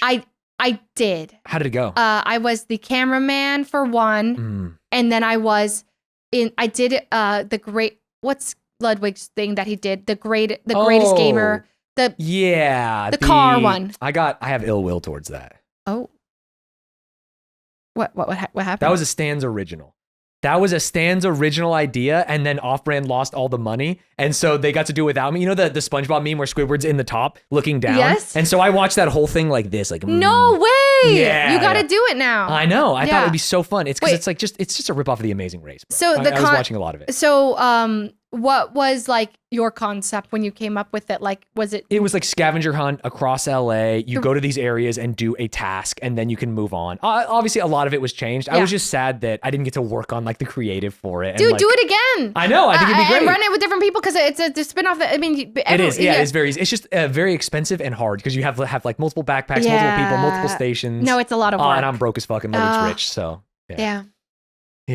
But then you got to do it. You did the Doug Doug challenge. Oh yeah. Or like a one restaurant. It was a one restaurant challenge or like 3 or something. Yeah, sure. 3. Yeah, I can't remember. Yeah. And then there was oh man, this is so funny. One of the part of it was like bring back the tallest item you can with $500, and we tried to. I had Michael. Wait, did I have Michael Reeves? No, Michael Reeves was on the other team. I was on. Oh, John and Eric Point Crow, and we tried to bring back a like what is the poles that you can stick together? You get them from like they're like PVC pipe. Yeah, like from a Home Depot or something. And so I was like, you guys do this, and then they bought the glue and everything. While we were at Home Depot, we bought some smart waters, and as when we come back, they're like, you have 5 minutes to assemble it. We try to assemble everything. It doesn't work. Like 60 seconds or to count down, it's just not standing up. So we run into the car, and I was like, the tallest thing we bought was a smart water bottle. We grab it, and the other team, FaZe and Cutie, they just gave up entirely. So they literally just had a bottle of Arizona iced tea. And at the end of the day, our smart water bottle That's an epic showdown. was taller by an inch. Because they were like, we're going to throw away this category to work on the other ones. But like that point was the point difference they needed to get from 30,000 to 3,000. Oh, wait, sorry, 90. So 90,000. Wait, is that right? Yeah, the winning team got 90K. It was like a Ford ad or something. Sorry, I can't remember who it was. The winning team gets 90K. The second place gets already. 9,000 and then 900. Yeah. And if we had lost that height battle, they would have won the 90K. And I was like, Oh, I felt so bad because we just Bad? because it didn't affect us. It was Right. just the Yeah, it didn't it push was you between over the edge, it was OTV just and them. Phase. Like Yeah. that was literally that was just I just lost Cutie that much money. I was like, I'm so sorry. No, you had to play We for just yourself. You're turned trying it, to win and I still, didn't know yeah. until they tallied the points that was the point different showmaker. There was other feather drama or whatever, but anyways, Doug did, that's where it comes back to. Whoa, I'm actually so happy that it's coming back. Yeah. But that's how I found out. I think the Taco Bell fries, or was it a different challenge? Basically, it was let me get the thing before that the person in front of me ordered. Yeah, I'll have what he's having. And and then that's when I had the fry. Mm-hmm. They're delicious. They're so good. Yeah. And I'm like, this thing is incredible. This is better than all the other fries. It And might so- actually be the best fry. It's crazy to me that you are a human being that loves the nacho fry and also loves the In-N-Out fry because they couldn't be more different. They are so different. Yeah, and one is bad. No, they're both fantastic. Oh, I can't believe there's people who don't like In-N-Out fries. I know. In-N-Out animal style fries are like, when I see that, I'm like, my next 20 minutes. Yeah, your eating face this. lit up. You could see it. It's like when you were talking shit about Portal 2. It like left your body. Yeah. Oh yeah. It evokes emotions in me. There's certain things, certain movies. I'm like, or just bad experiences. And I'm like that. You know, what are those for you? Like what do you passionately love or hate that you're like this is, or like yeah.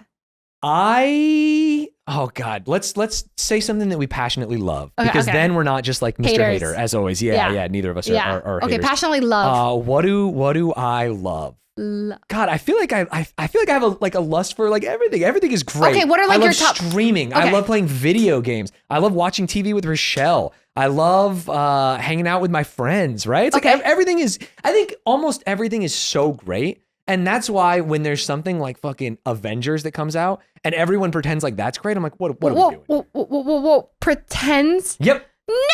Yes! That's what I'm saying. It's like, sure, it's fine, but it's like a superhero movie. It's Wait, what but are we like talking about? Endgame? Yeah, it's whatever, man.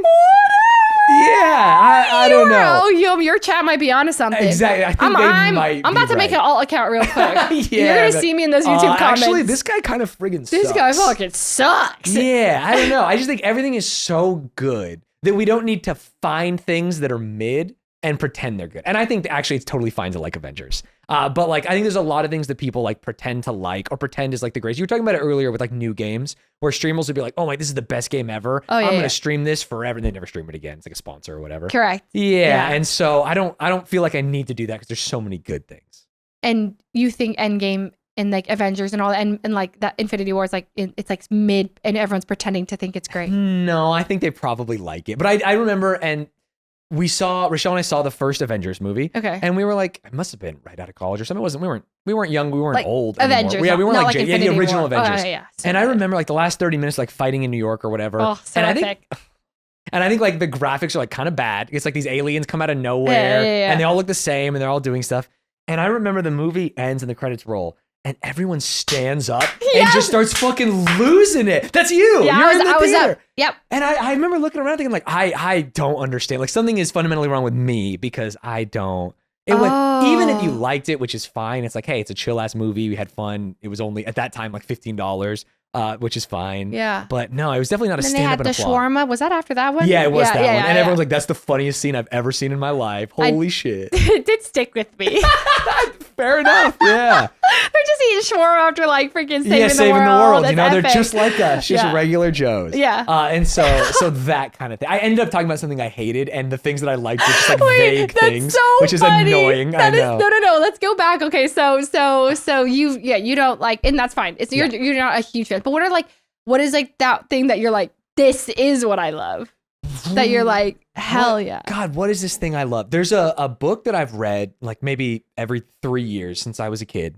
And it's called The Ear, the Eye, and the Arm. Have you ever heard of it? No. It's a kid's book. It won the Ear, Call the the Cop, Eye. whatever. So it's like a award-winning kid's book. And it is set in Zimbabwe in the future. And it's this kid who is like the son of a politician and his sister. It's like these 3 kids. And they leave their house and go on an adventure through Zimbabwe.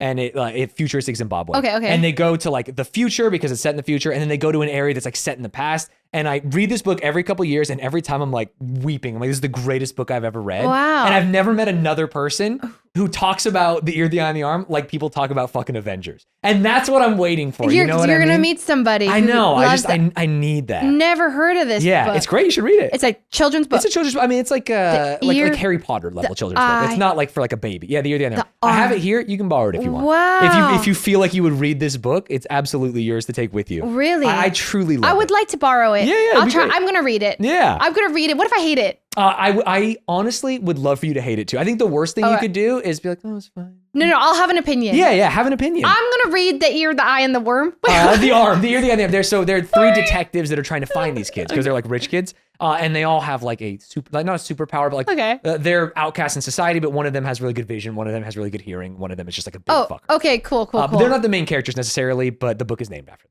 Okay, and you love this book. I love this book. I truly love this book. Okay. Like I deep in my core, I love this book. Have you read The Phantom Tollbooth? As a kid, maybe. Okay. I'm trying to think of like what level of visualizing. No, this is like Harry Potter 1. Okay. Reading. It's like exactly that. Like you're starting to read chapter books as a kid and like start to develop taste, I would say. Okay. Yeah. Well, I haven't. It is not a hard read by any means. Yeah. Okay. I would love to actually just read a book for the first time in a while. It's been a while? What was the last book you read? It wasn't Audible. Like it's only been Audible. I think it's totally fine. It's so funny. I recorded an episode. Have you heard of the band Good Kid? Good Kid, no. They do some music that's like DMCA free. They actually were at the Valorant Masters. One of them was in like the show match recently. But they're really cool guys.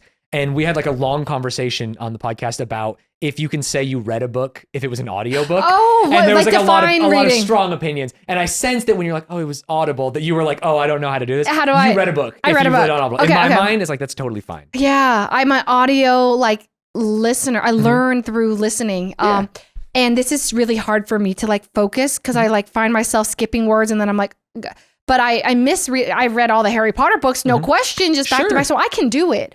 So, but yeah, sometimes I feel like I'm not stimulated enough. So I need to like shower while I'm like listening or like clean. Right. You said that earlier about like watching the YouTube video too. Yes, Wolfie's video. I'm like, I'm showering. I'm like doing something. My hair while doing it, and then I pause and I'm like, the water's on my screen, but I'm like, I do need to see what's on the screen. I'm like, oh, he's running fake out on this and he's running parting shot. Okay, cool, got it. Now I'm like, that's why. Okay, cool. If he just shows his like EV spread or something, I gotta see it. Do you have one of those like bags that you hang on your shower curtain so you can see it, or do you just like have it on a counter on the side? It sits.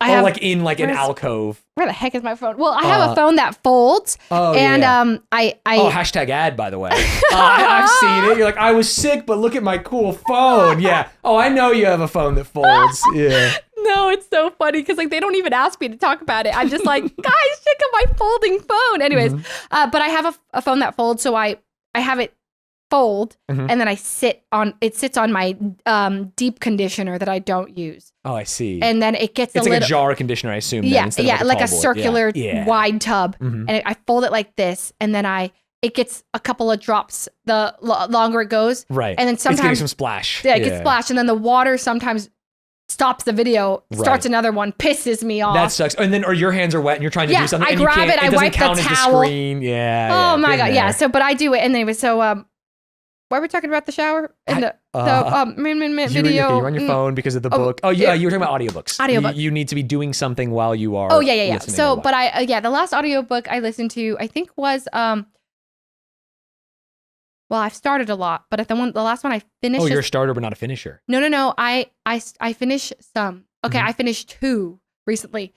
One is called The Wedding People. Okay. And one is called The 7 Husbands of Evelyn Hugo. Oh, interesting. 2 books that literally I liked them both.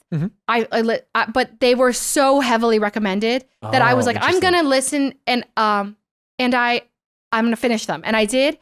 None of them were like, I wasn't like, it didn't change. I must recommend these to everyone. I think it's a good story.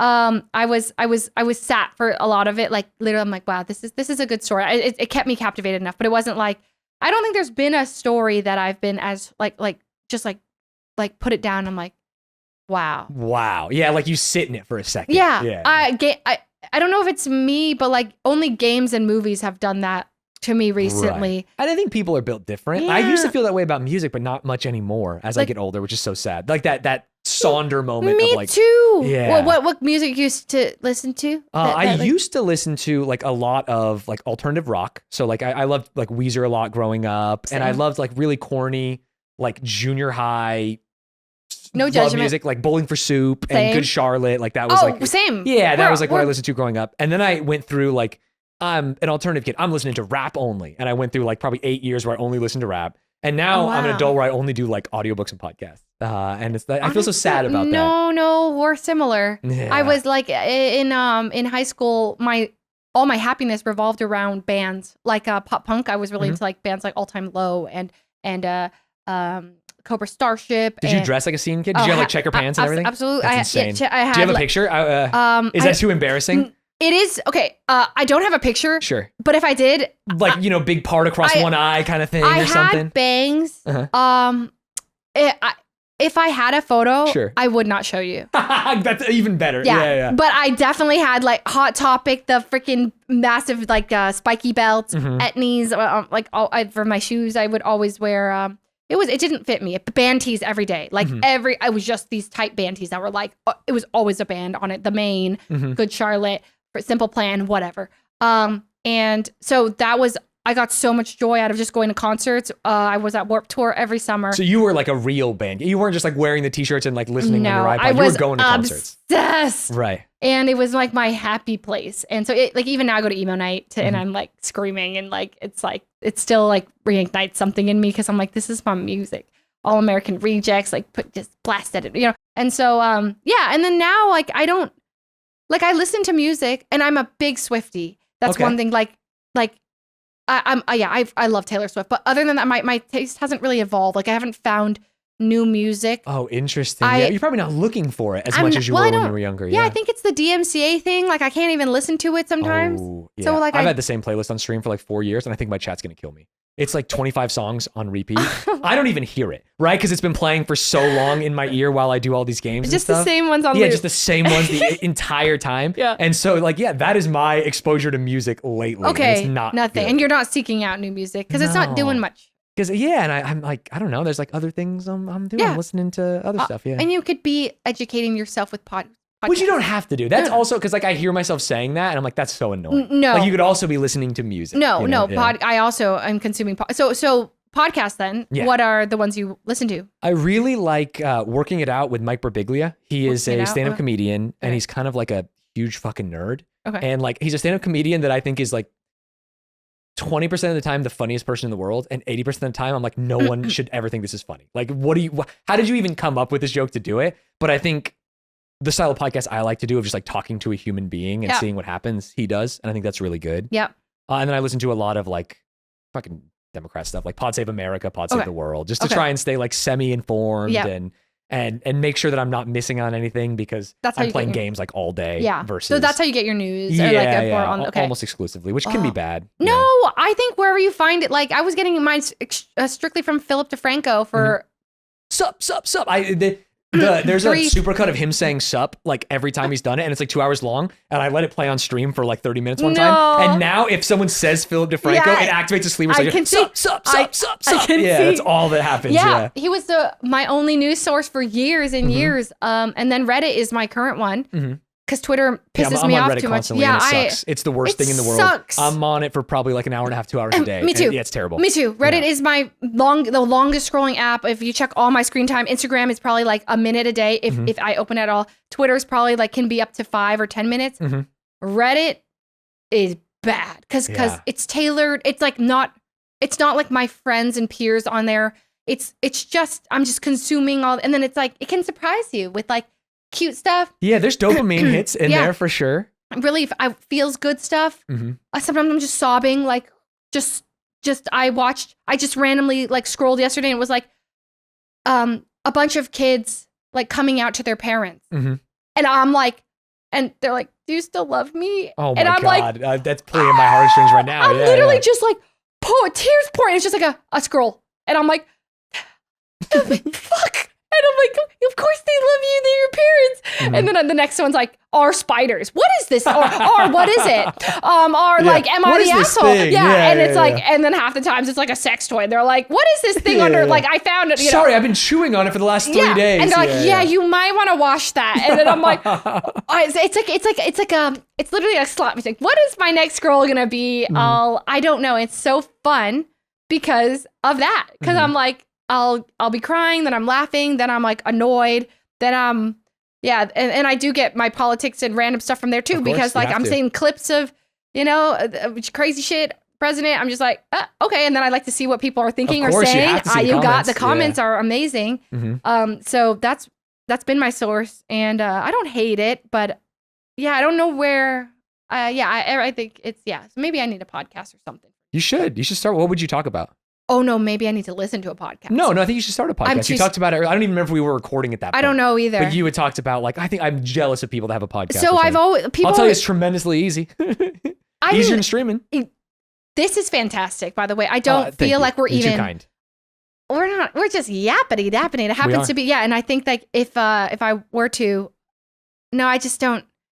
I think that I've always wanted to, but the steps to do it, and then I feel like my stream at the end of the day ends up being that. Like I just yap for the first 20, 30, 40 minutes, blah, blah, blah, blah, and some days I'm really going. And so then I'm like, well, that's kind of like a podcast for people who just want to hear me talk. They could probably put a compilation of, I don't know, many weeks together of me just going at saying things.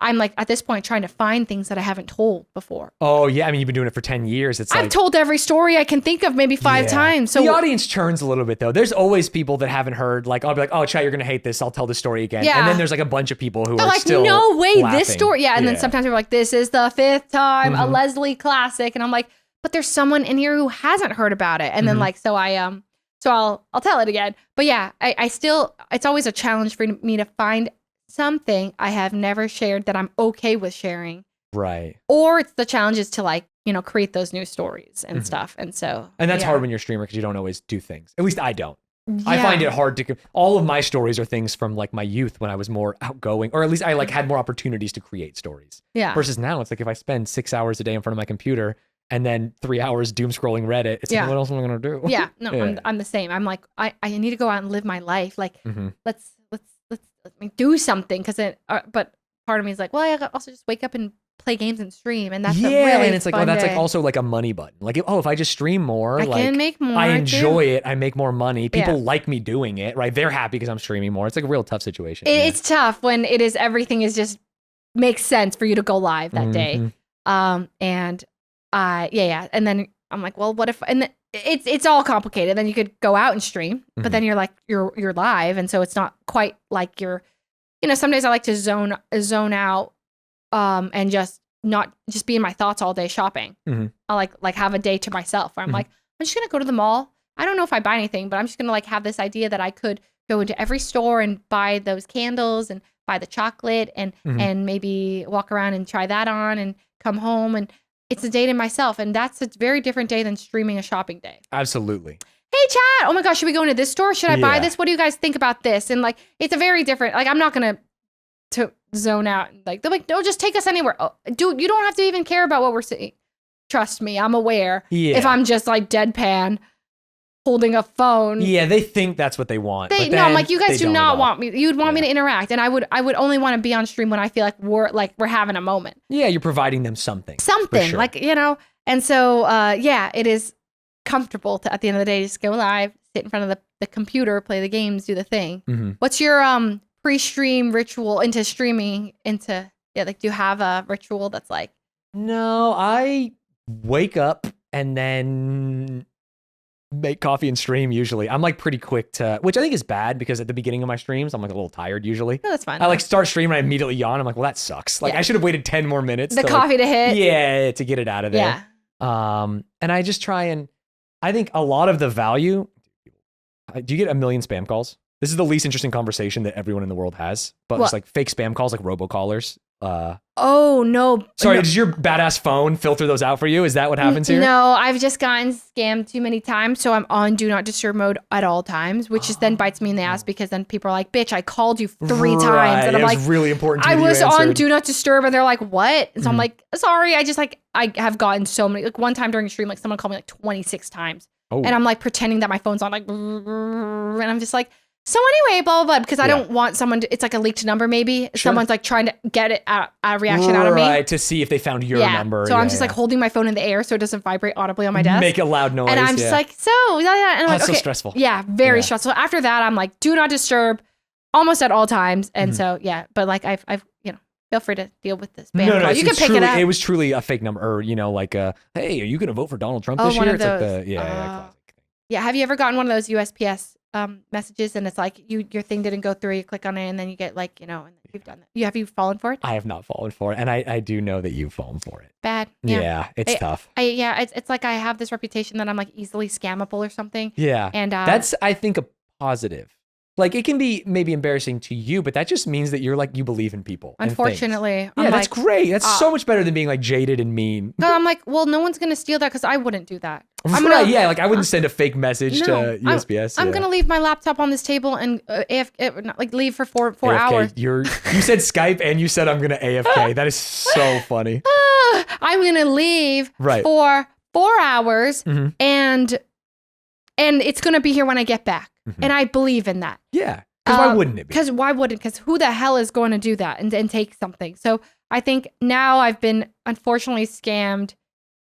And I've been on a voice call 2 times in my life for a long time with 2 scammers and heard the genuineness in their voice and believed it. They needed that money. The Justin Bieber scam guy is this guy scamming for Justin Bieber tickets in high school or college, and then this guy for Bitcoin and Ethereum in about a year ago now. Were you a crypto person? Are you a crypto person? Is that why? Because like if I hear Bitcoin and Ethereum, I hang up immediately. You know what I mean? I was engaged to this guy named Edison about it a while ago. Anyways, he got me into it because he worked at Microsoft and all of them are pretty tapped in. Sure. And so during that initial rise, he's like, you should get in on Bitcoin. Sure, it's going to the moon. It's going to the moon. Yeah. And I was like, I'll buy a little bit because you guys are all, I'm getting FOMO. Everybody's like buying it.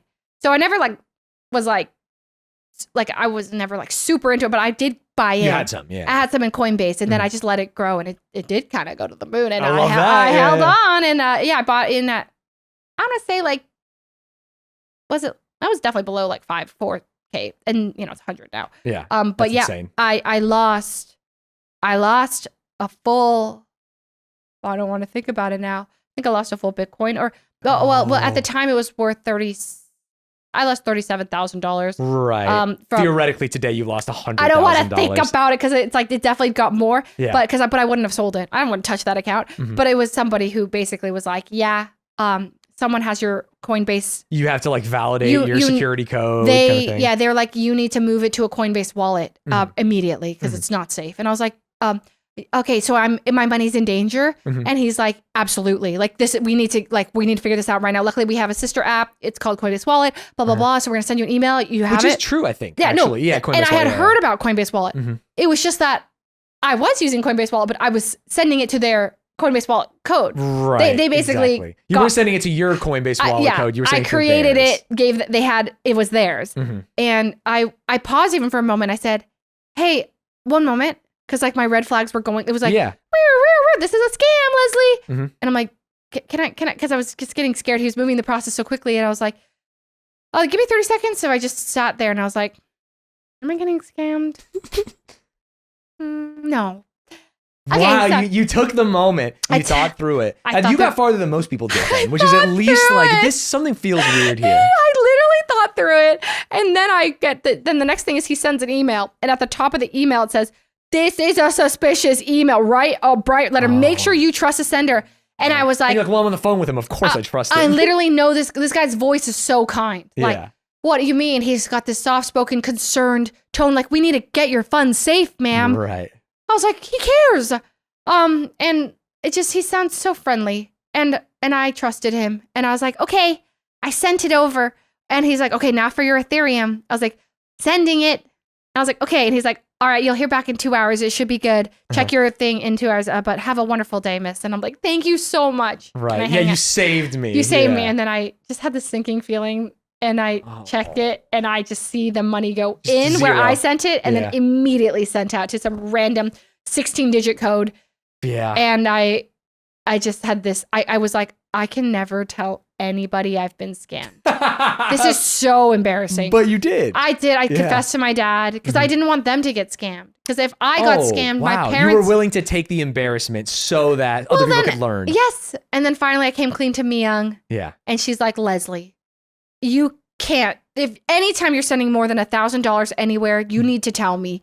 because like literally, please. Chaperone, She's like, I know I don't trust you. And I was like, no, I'll never make this mistake again. Yeah. But anytime I'm like basically picking up my wallet around her, I like typing in credit card number. She's like, well, Leslie, what are you doing? Yeah. And I was like, I'm just checking out. She's like, is that legitimate though? And I was like, yes, it's legitimate. You know, of course it is. I'm just, I'm buying flights or something. She's just like, listen. Yeah, we all know what happens. I have reason to believe you don't know what you're doing. And so anyways, I did eventually confess. And then people were like, holy shit, this is bad. And then so don't get scammed. I try to tell people because it can happen. If it happened to me, it could happen to anybody. My grandma, when I was in college, I grew up in southwestern Arizona, right on the border of Mexico. Southwestern Arizona. So where San Diego is, just keep following California down until you hit Arizona and Mexico. Whoa. So just like keep going down. From San Diego until you hit California meets Arizona and Mexico. There's like a little 3. I'm so sorry because California's on the coast, like a banana. And it borders Arizona. Borders Arizona, and then below it is Mexico. So you just keep going until you hit that little X marks the spot where those 3 places are. That's where I grew up. Wow. Literally right there. And fun. Because it's so close to Mexico, there's like some scams that happen there. And one of them was a young person called my grandma, said they were me in a Mexican jail. And she needed to wire money to get me out. And then I called her because I loved her and I was so embarrassed and couldn't tell my parents. And she believed it and she sent so much money to this scammer. So I do believe that people who get scammed are like the kindest, like most sincere people in the world. And they were taken advantage of. And they were taken advantage of. Because not only, and it's honestly kind of badass that she didn't tell anyone. Because the scammer told her like, I'm so embarrassed, like I just need to be bailed out. And then she didn't tell a single soul. The cashier at her grocery store recognized that this was a weird pattern and knew my aunt and like told her and then got it all sorted. But how did it come to like how did you find out that happened? Because once my aunt found out and like stopped her and we realized it was a scam, we just told the whole family, right? It's like. But like, did the money get sent through? Were you able to? Yeah. So the money went through. through. Yeah. She lost like thousands of dollars. No. Yeah. Like maybe like $2,500 or something. That's because she did it like twice. It was like $1,200, which is kind of crazy, Grandma, but she's a real one for like stepping up in that moment. She wanted to save you. Yeah, and not tell anyone. Tell anyone. She's a real one. Yeah. That's so sweet. It is. You know in that moment how they would react to it. Yeah, exactly. It's like I would do anything for her. Like that validated it more than I think she knows. God, that's actually so sweet because like my parents have never been in that situation or I've never seen it. But like if I knew that they like went out on a limb and did something for me to protect me or to make sure I felt then maybe it's like against their character or something that like that's like really cool. Yeah. Oh, that you mean more to them than like propriety or money or something else. Yeah, that's actually so sweet. And then you get scammed and then you get out, you're on the other side of it and you don't get scammed anymore. Exactly. We learn. It never happens again. You never do USPS after a crypto scam. Yeah, the USPS one happened first for me. That was like this group took me 3 credit cards to all fail for me to realize, I just gave my 16-digit code with the CCV to CVC? CVC? I could have whatever. No idea, the 3-digit number on the back. With the CVC to this scam. And it was during a move.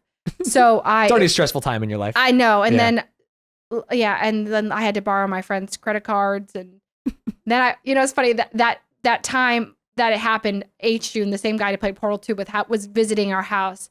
And I forgot what it was, but he lent me his credit card in the moment. And for like, I forgot, Uber Eats. And then the next morning I was like, hey guys, I'm buying breakfast for everybody. And I did it. I literally, I meant it out of the goodness of my heart. So funny. I literally, because I'm like, I sent this Uber Eats link to all my housemates. Right. Get whatever you want. You want the steak and lobster breakfast, you get that because you mean something to me. I literally said, hey guys, link breakfast on me, and then it went through, and then Harrison gets a notification on his phone. Right. And he's like, hey, large transaction. And he goes, did I pay for that? And I was like, yo, I forgot that your card is linked to my Uber Eats. I genuinely forgot. Like, of course, I meant, but it was hilarious. He's like, bro, you like, you're out of pocket. And I was like, no, I genuinely meant to pay myself and I'll pay you back. He's like, nah. But it was, it's a funny story. It's worth it for the story. No, it was so funny. And then I had too much power. And every time I was like, dinner? Do you guys want? It's on me. And he's like, you take my card immediately off your thing. But it was very all my friends stepped up and were like, I'll pay for it. Just pay me back. And I'm like, during a move, during all this stuff was, yeah. Anyways, long story short, don't get scammed. Don't fall for those group texts. You know, people do. Don't answer any text or phone call. That's like, they're almost all scams nowadays. And I forgot, I almost recently also got scammed again. I get a phone call from my bank and From your bank? From my bank, sorry. Got it, yeah. From my bank. Yeah. And my bank tries to link me to, the reason my alarm went off is because they're getting some information on me. They try to link me to my other bank. Like they're like, we need to check in with like Wells Fargo. And I'm like, why would you connect me to like, you're a different bank. Why would you? It's like Bank of America is like, oh yeah, sure. We'll just make sure all is well. We'll put you on hold and Wells Fargo will pick up on the other side. And I'm like, huh. Yeah, something feels weird here. Feels weird. Like, why would you? You don't do that. You don't connect me from bank to bank. And then the reason they got my trust was because they said, you used to live at this address, correct? This is our address on file. And they said a right address. So then I was like, you are my bank. But then I started to ask more questions. I was like, how much is in my account at the moment? That's a great question. Yeah. And they're like, the woman started like changing topics on me, saying, or like just saying random stuff like they don't have access to that information. I have to give them this. And then I was like, can you give me a moment? And then I just hung up. Yeah. And the classic, I feel like maybe this will be helpful for the people watching who have been scammed, is if your bank calls you, tell them that you're going to call them. Just hang up and call them. That's like the classic. Yes. It's like, oh, hey, okay, I'm just going to call back the main line. And then you look at the website and get the right number and exactly. It's when they call you, I'm like, no, you don't call me. But they sounded so official. Then they're transferring to, and I did give them a little information, too much. I did. After I said my address and stuff, I was like, because I said, that's the wrong address. It's updated. It's this one. Sure. And then I went, wait a minute. Yeah. So I started to kind of pressure them backwards. Like, tell me about, my account and tell me about how much money I have and blah, blah, blah. And then they couldn't answer. They're like, oh, we're legally not allowed to, blah, blah, blah, blah, blah, blah. Sure. And I was like, no, you're my bank. Like, you can. I give you permission. And can you tell me about the last transaction? Like, it just like, I'm pushing them. And then they couldn't. I was like, I'm not getting scammed a third time. No, siree. And I was like, I was so proud of myself. Because then I start to feel a little empathy for the scammer. Right. And I don't want to embarrass them. That's so funny. Because I don't want to be like, you're scamming me and I know. Yeah. Like, so I'm like, one moment, please. And you just hung up. Yeah. Because I don't know. Maybe they're going through a tough time. Yes, because I'm like, I think like to be in that position, you must be going through some shit. So I, you don't want to get caught. And like, although I do enjoy watching Kit Boga, like when he would like clap them and I'm like, or just like troll for, them. 6 hours. I was like eating that up, especially as, a victim of these scams. It's like, cathartic for you. Yeah, he's getting them. And I'm like, this is very good. Anyway, so yeah, that was my lesson, learned the hard way. And it seems like you're smart enough. We're smart enough, or at least seen enough, been around the block. You've never been scammed. I mean, I'm sure I have, but I can't think of like a moment where or like I've never been scammed for enough to where it was like a memory. You know what I mean? Like, I don't think I've ever given away like my bank account information or something. Not that that's bad. I'm just saying that like, if I've been scammed, it was maybe like, oh, I bought a t-shirt online and it wasn't real or something. You know what I mean? Oh, something stupid. I see. Yeah. Yeah. I the one time I was able to I had a number of the person who scammed me. It was for Justin Bieber. And when I found out, I actually harassed the guy for like 2 months straight. Yeah, like what the hell, man? I called him every day. Oh, I would be doing things and I just repeat, just hit dial, let it ring. I would call him. I would text him like about his family, and I was like, "You're such a like." Do you love your family, Brian? I'm gonna kill them. That's what I'm imagining you saying. Well, I didn't threaten to kill it, but I was just like trying to instill deep shame into him and like how disgusted his daughter or people in his family would be to find out what a shit human being he is. And I would just every day send a new letter to David, and then call him nonstop. And then one day, finally, like 2 months later, he calls me. He's like, "This is the wrong number," and it refreshed my. I was like, I'm getting to it. Yeah, exactly. He answered. Like you thought it was over. Maybe you would have stopped. I kept quickly. going, and then finally, I lost steam because I was like, it's not worth it to hold all this hate in my heart. Right. It was $80. That's the theme of today. Is just let it out. Yeah. Yeah. Yeah, no, I've been enjoying this. Me too. Thank you so much for coming. I think we probably should have. I think we have to end because I'm like out of recording time. 2 hours. Woo! Wow. Wait, I want to be the longest. We did it. It felt like 10 minutes. I want to be the fun. record, though. Is it longer than Connor's? Yes, it is. Connor was an hour and 41 minutes, maybe. I'm making I think it was 151, actually. Or 151? Okay, then you made it. Yeah, you are 157 or 158 exactly. I don't want to be competitive, make a competition out of anything, but I will hopefully to hold the longest episode. Right. And then if someone does ever pass me, then I'll have to come back. Yeah, and then we can do the fry and then review the ear. Talk about any new scams that you fell for. Which will be 0. And then the ear, the egg, and the arm. Yeah, the ear, the egg, and the arm. Exactly. I'm going to go find that. Yeah. So thank you for coming. Thank you for listening and watching. Thank you, guys. Thank you for having me. This was fantastic. You did all the hard work.